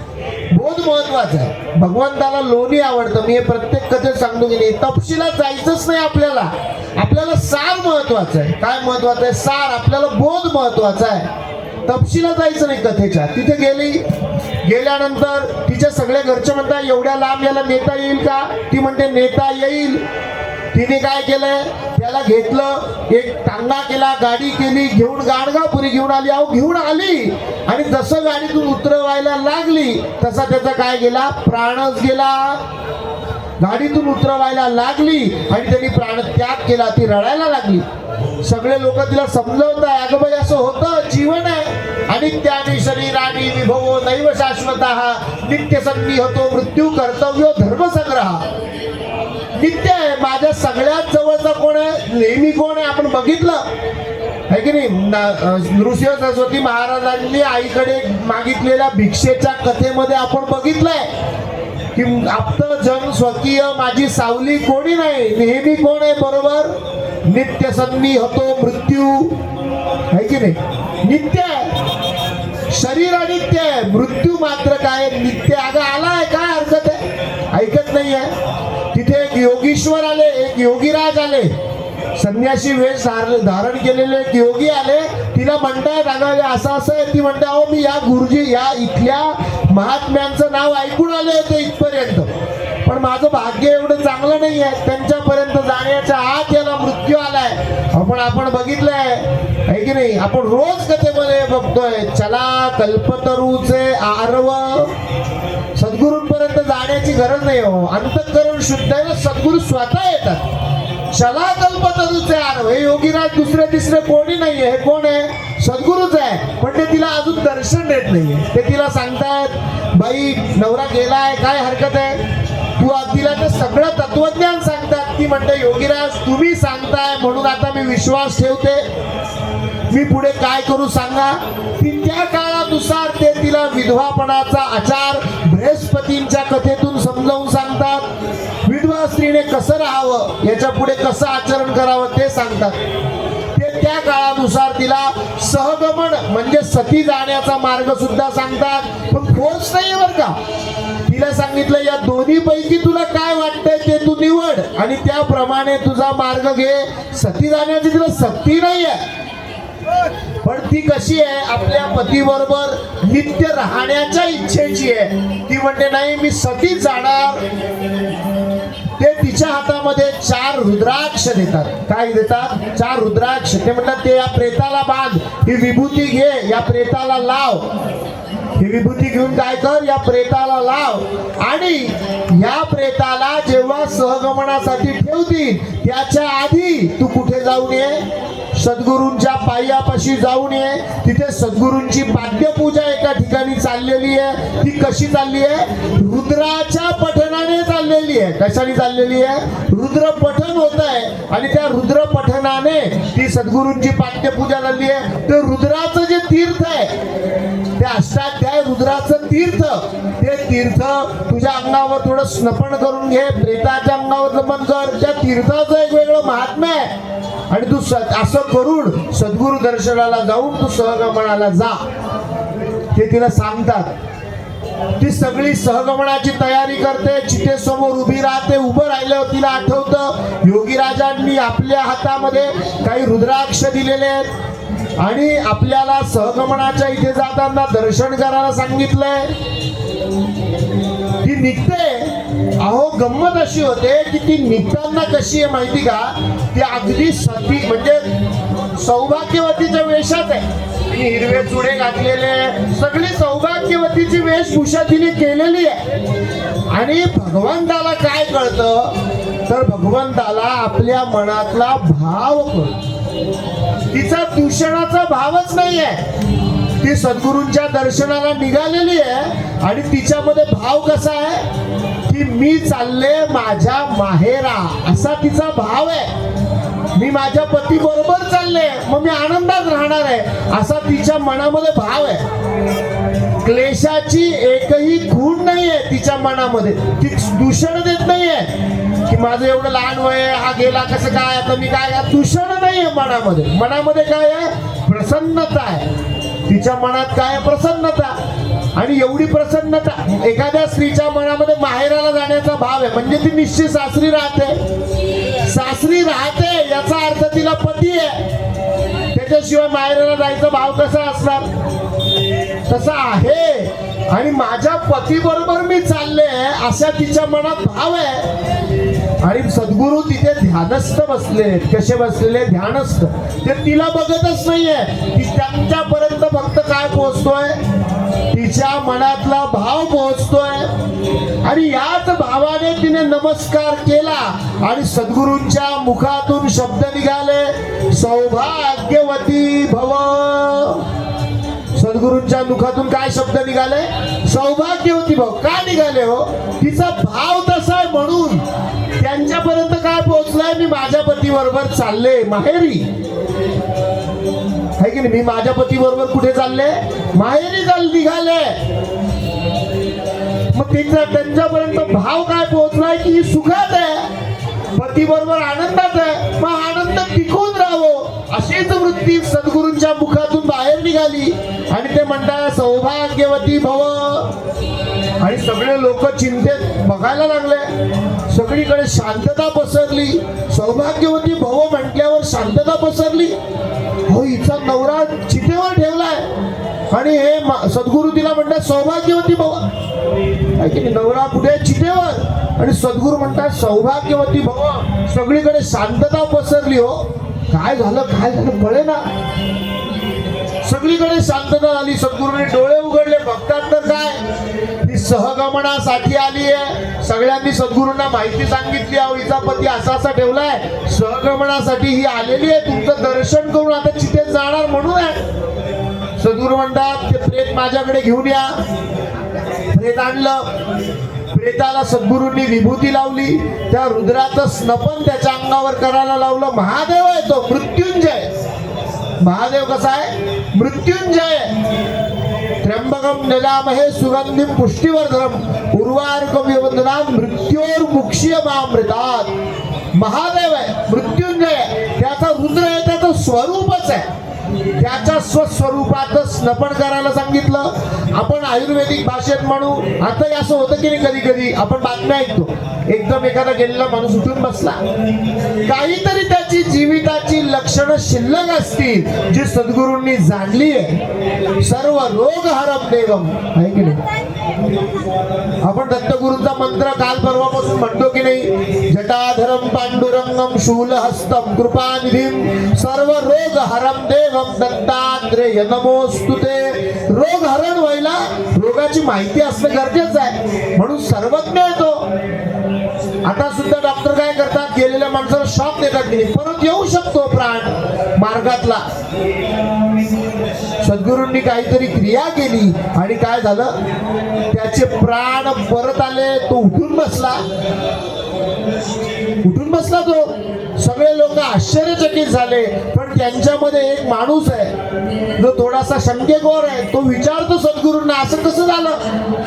सद्गुरू म्हणतात, बाबा या जगाच्या व्यापामध्ये मी सुद्धा हस्तक्षेप करत नाही, पण हिची इच्छाशक्ती, सावित्रीची इच्छाशक्ती आहे की नाही यमराजाकडून सत्यवानाचे प्राण आणायला.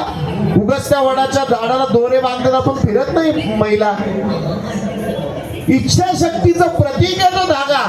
माझं आणि माझ्या पतीचं जे काही नातं आहे ते ह्यात एवढ्या धाग्यांसारखं घट्ट असलं पाहिजे.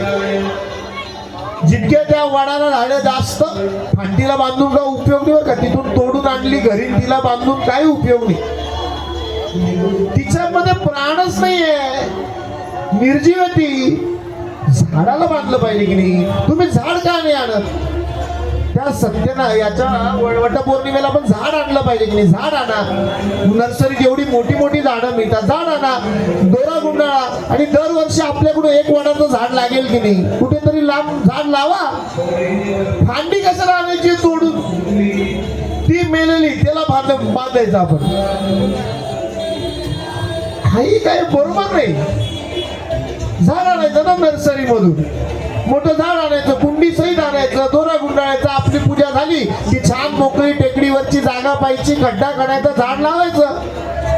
आपल्या पतीशी नातंही दृढ होईल, ऑक्सिजन देणारी झाडंही वाढतील, 4 पुण्यकर्म आपसूक घडून. आपल्या हिंदू धर्माच्या प्रथाच एवढ्या गोड आहे, आपण त्याच्यामध्ये काहीतरी भलतं सलतं घुसळत जातो, म्हणतो मग ते असंच सांगितलंय.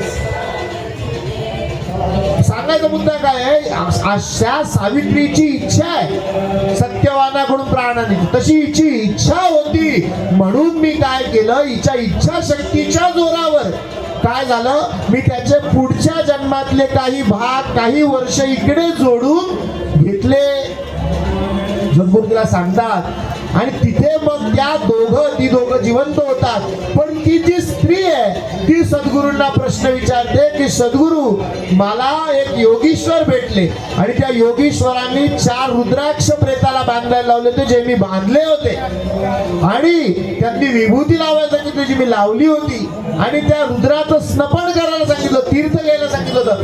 तर या रुद्राक्षाचं आणि रुद्राचं काय महात्म्य आहे ते मला सांगा. आता सद्गुरू स्वतः नृसिंह सरस्वती महाराज स्वतः आपल्याला काय सांगणार आहे, रुद्राचं आणि रुद्राक्षाचं महात्म्य या कथेमधून सांगणार आहे.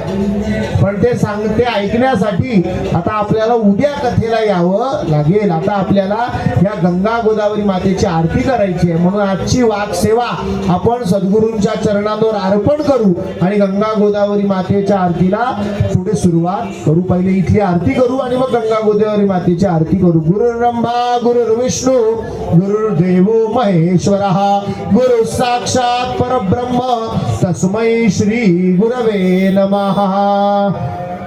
तस्मै श्री गुरवे नमः. श्री गुरु दत्तात्रेयार्पणमस्तु.